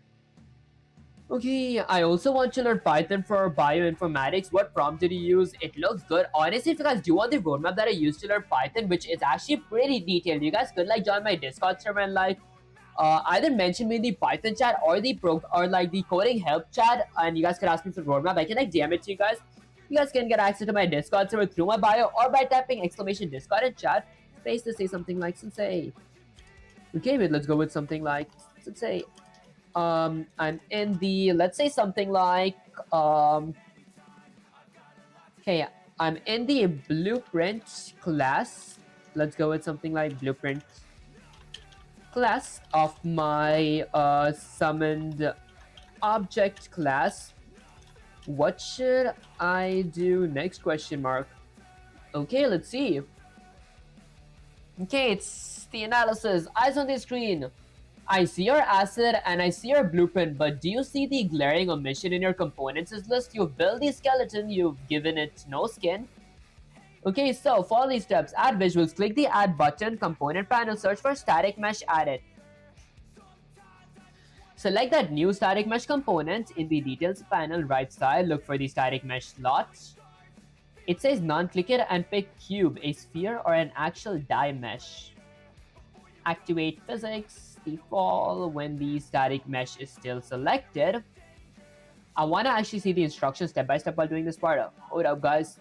And I honestly do gotta like go soon. I'm shocked I streamed for like more than 2 hours right now. Okay, because tomorrow I might not be able to stream, guys, because I do gotta actually move places. That said, let's go with add. I'm gonna go with something like a static mesh. Let me go with something like static mesh. There we go. Okay, static mesh, go with none. I'm gonna go with something like common NPC. There. Okay, and then let me scroll all the way down here. Let's read everything carefully. Okay, search for mesh. Add it. So search for static mesh, and then I added it. It's amazing. Yo, appreciate you, Pixels. Okay, and then select the new static mesh component right side of the details panel. Okay, I did that. Activate physics. With the mesh selected, search in the details panel, simulate physics. Check that box. If you don't, your object will just hang in the air like a matrix bug. I mean, I don't want like summon physics for now. The link to the necromancers. Go to my necromancers blueprint class now. So I'm gonna go here. Let's go to something like my C/C++ classes. I'm gonna create a blueprint class for my necromancer.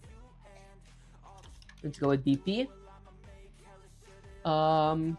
Underscore necromancer. There we go. I'm gonna go ahead and create a class.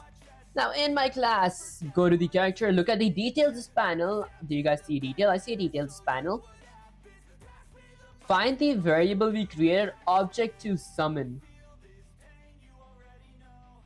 I might go with something like object to summon, character mesh. Where do I find object to summon? I'm gonna go ahead and X from here. Okay, let's see. So, click the drop down BP, same for the summon action, and IA underscore RMB for your input. Wait, before I really do that in that case, I'm gonna go ahead and live compile. There we go. Let's just go ahead and live compile real quick. I hope it doesn't. Okay, it's gonna take a bit long.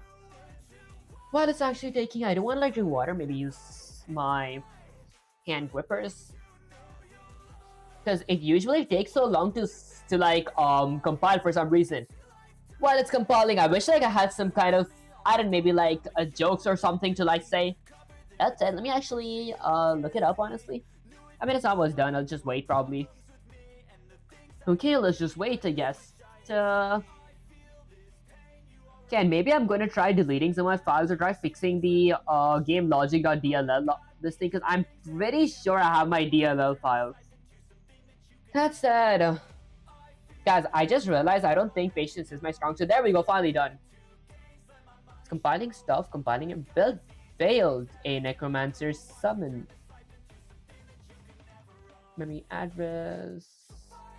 Okay, wait, did I go with the memory address? Hold up, guys. Oh, there we go. I actually forgot the memory address. Let me actually go ahead and add the memory address here.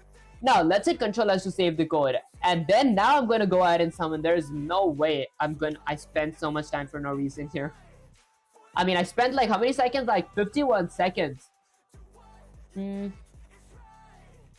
Is there something fun to do for 51 seconds?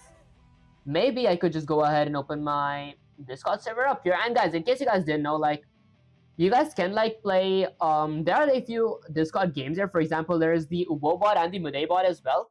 Where if you go with like Ubo Pray, you can actually pray. I used to like be what we call it, really addicted to like the Ubobot. You guys can like actually see my praise here. It's actually a lot. And then there's like the Mudebot as well. That said, I think that was a pretty good distraction, right? Was it fun though? How long does it even take? There we go, finally. 45 seconds actually. Successfully passed, perfect. I'm gonna exit this. Now let's go to my BP underscore this class. I'm gonna go ahead and let's say take a picture of this. I'm gonna go ahead and take a picture real quick. Okay, let's go ahead and get Gemini up here. I'm gonna go ahead and grab Gemini here. And I'm just gonna go ahead and paste. I won't even like extend my chat. Let's say, since I'm in my Necromancer's BP, what to do here? Question mark. Okay, let's see. I mean, I'll just extend it, like, why not? Okay, don't just stare, blah, blah. So the stink link, find the details panel, I did that. Search for summoning. Okay, and then whatever category you put your macro in, I put it in summoning, drop down, object summon, it says none. That is a crime. In the action, see that drop down. Click it, BP action from the list. Now the code knows what to birth. Oh, I see. Okay, let me get this in a new tab. I mean, my other window, so I can just see the reference while writing it. Speaking of which, way too exhausted. Okay, let me go here. I'm gonna go to my Necromancer's class. I'm gonna go to something like input. There we go. There's a new input chat. Summoning action. I'm gonna call this something like IA underscore summoning. About it. Gonna go back here. Summoning. I'm gonna search for summoning. SUMM. SUMM. There we go. This is going to be my input action of summoning. It says none. This is going to be summoned object. This is going to be the object that I want to summon. IA underscore summon. Okay, well, it's actually not that bad. Now, once I'm done with this, let's see the next part. Click select BP from the list down. It says none. Skeletal mesh. I don't really need a skeletal mesh. Oh, animated dice. It's gonna be kind of cool. Nah, it's fine. Okay, next up, let's see. The link, how to summon action, find search, input action, summon action slot is also empty. Click it I underscore RMB, but wait for the final. Enter in BP underscore object. It looks like the first image in your object is still a ghost. Look at the components list. You only have default scene roots. Do I have components list, default scene roots? Okay. Action, you must add static mesh, then pick a cube or sphere in the details panel. If you don't do this, you will spawn nothing but disappointments. I see. I'm gonna go ahead and add a static mesh. Okay, I guess I'm gonna go ahead and let's say select a mesh here. This is going to be my common NPC. Am I really summoning a common NPC here? This doesn't make sense. There. Okay, I guess I'm just gonna go ahead and compile and run the code now. See. Your summon has failed, fool. It says my summon has failed. Why has it failed? Okay, first check. Once you have plugged in the blueprint and the input action, the Necromancer's detail panel, compile and save both blueprints. Press play. Okay, wait. Let me actually get Gemini here. And then I'm gonna go ahead and just grab this. Okay, let's go all the way down here. And then I'm gonna say something like, Sensei, it said that my summon has failed. Is it because I did not drag my summoned object actor class in my editor, question mark? Okay, let's see. Okay, stream for help, you give it command but do not execute stuff. The null pointer, variable, blah blah, ghost, check object, do not skip this, okay. Okay, so I'm gonna go to content drawer. I'm gonna go to my C++ classes. And then I'm gonna go to game logic. Gonna drag this in here. There we go. Now let's live compile. I just want live compile. Okay, while it's compiling, I'm gonna go ahead and open Discord again. Maybe I'm gonna go ahead and type something like dollar lame roll 1111. Okay, you actually do this to like roll for male anime characters. Let's copy that. Let's paste it. Paste it. There we go. And then you can just claim the one that you like. Okay, perfect. Let's see who do I like. Oh, No Game No Life is pretty good. And then I have that. I have that. I have that as well. Let's go down there. Okay, I mean, I guess I'm gonna go ahead and claim the No Game No Life. The reason I didn't really claim it is because the claim rank is like 831, which means it is like relatively rare. Okay, that said, there we go. Finally, the compiling is done, guys. I feel Discord is just like helped me spend some time. Okay, now I'm gonna go ahead and run the code. Let's see. Someone has failed, fool. It keeps saying someone has failed. Am I doing something wrong?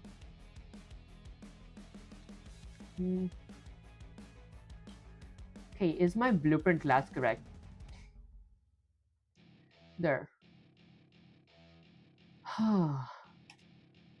I might remove my static mesh from here.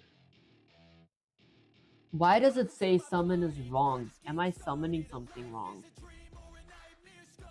I'm gonna go to my necromancer's self and then static mesh. That's the mesh. If I go with something like summoning,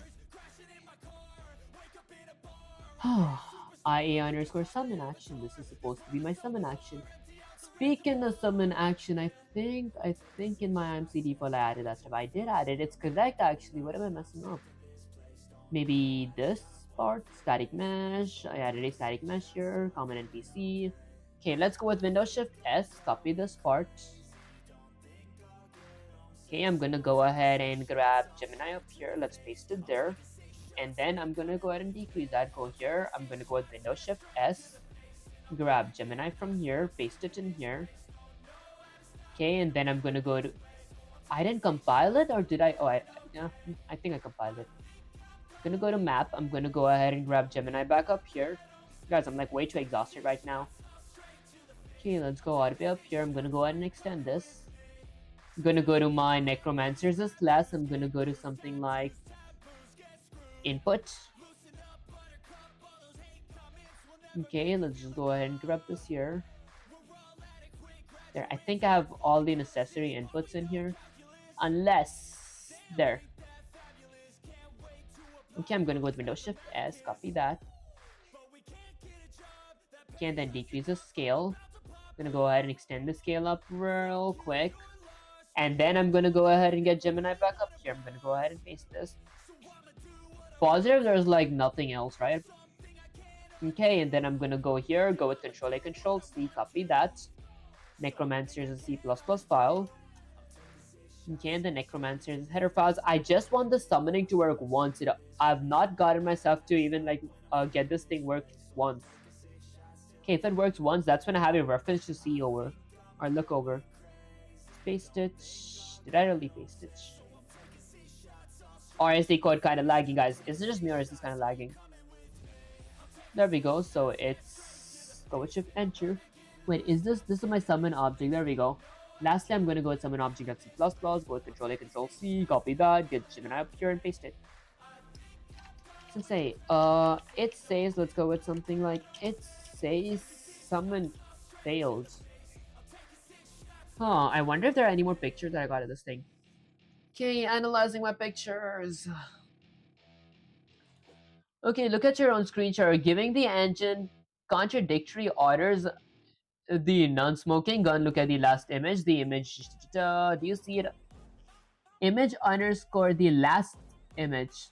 This. Okay, object to summon, non-summon action, IA underscore summon.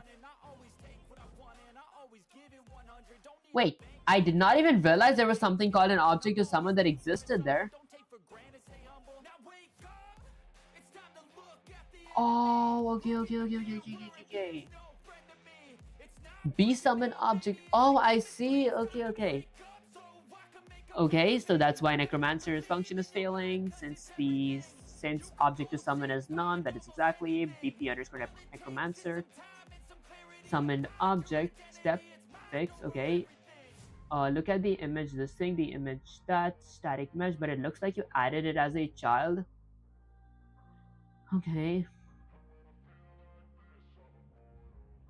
Okay, will there be a system type UI like solo leveling?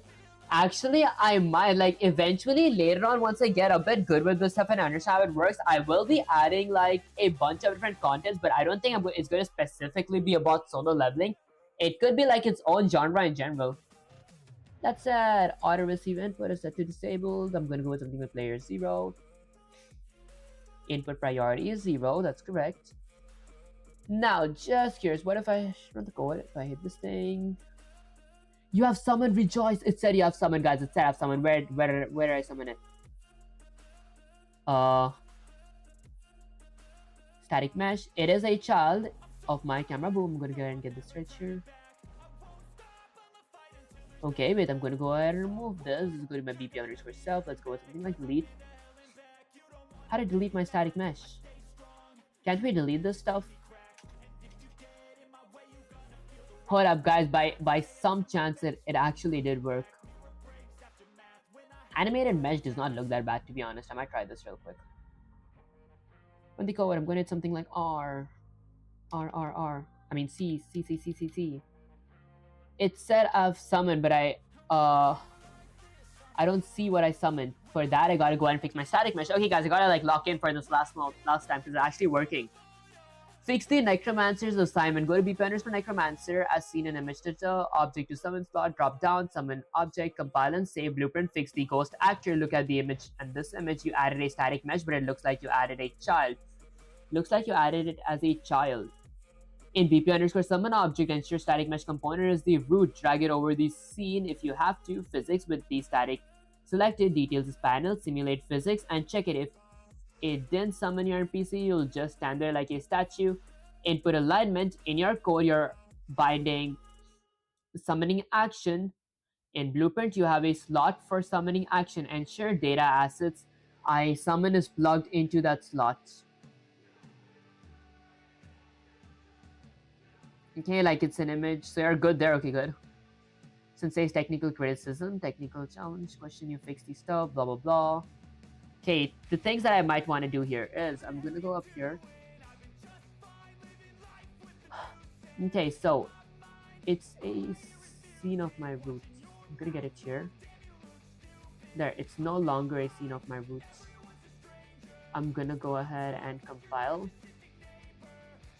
I'm gonna go here real quick. This is gonna be nothing. I'm gonna go ahead and remove this. Go ahead and right click. I'm gonna go ahead and delete. Edit.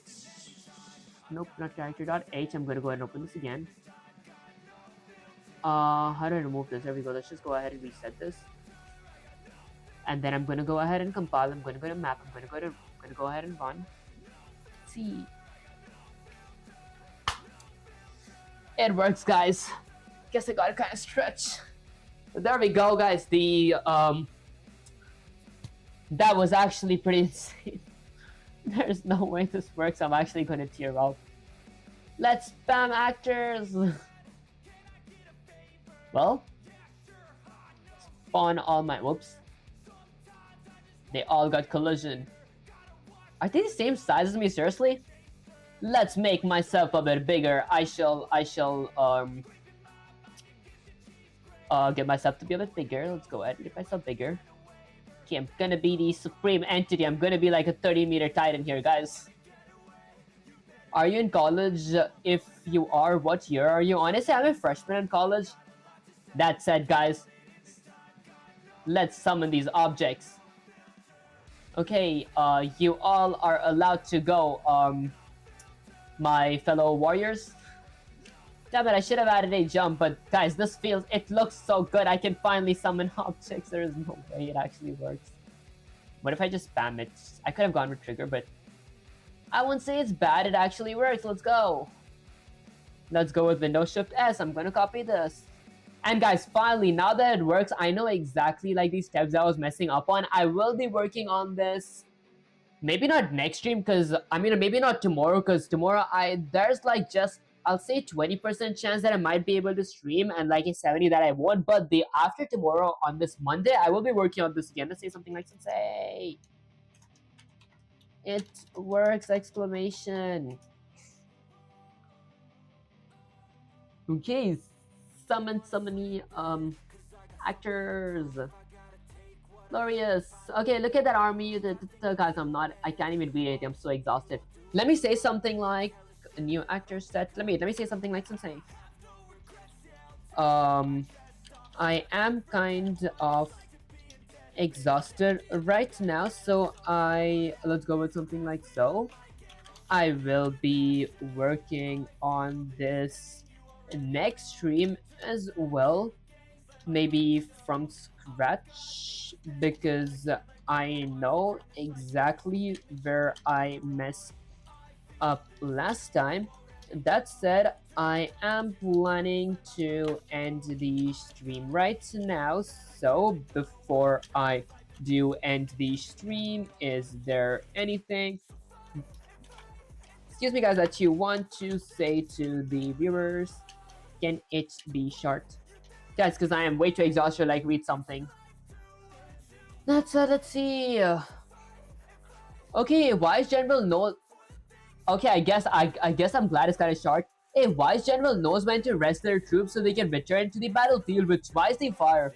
Okay, you've conquered the logic, tamed the pointers, and birthed an army. Rest well, Necromancer. The viewers of the Abyss witness the power of perseverance. Your commander started with errors and ended with an army. Log off, go refactor your lives, and prepare for the next rite of summoning. The code never sleeps, but the master must.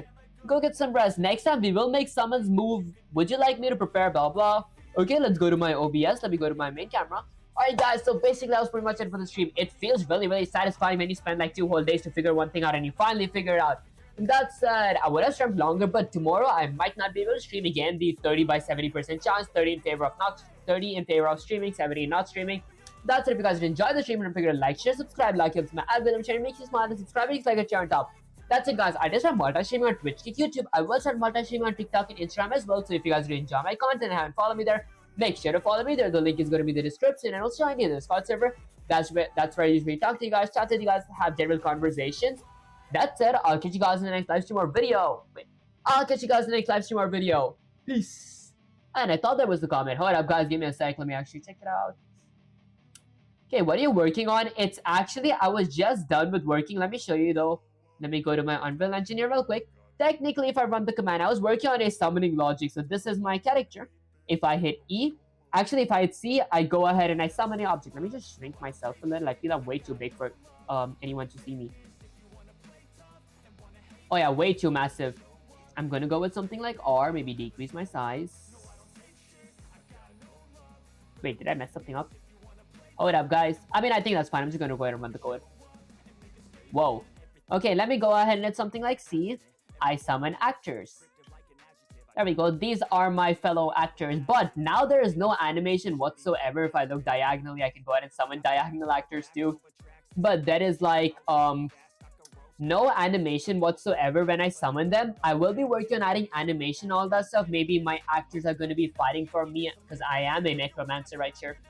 That's it. So that's pretty much it for the stream. Let me go back to the main camera and I'll catch you guys next time for more video. Peace.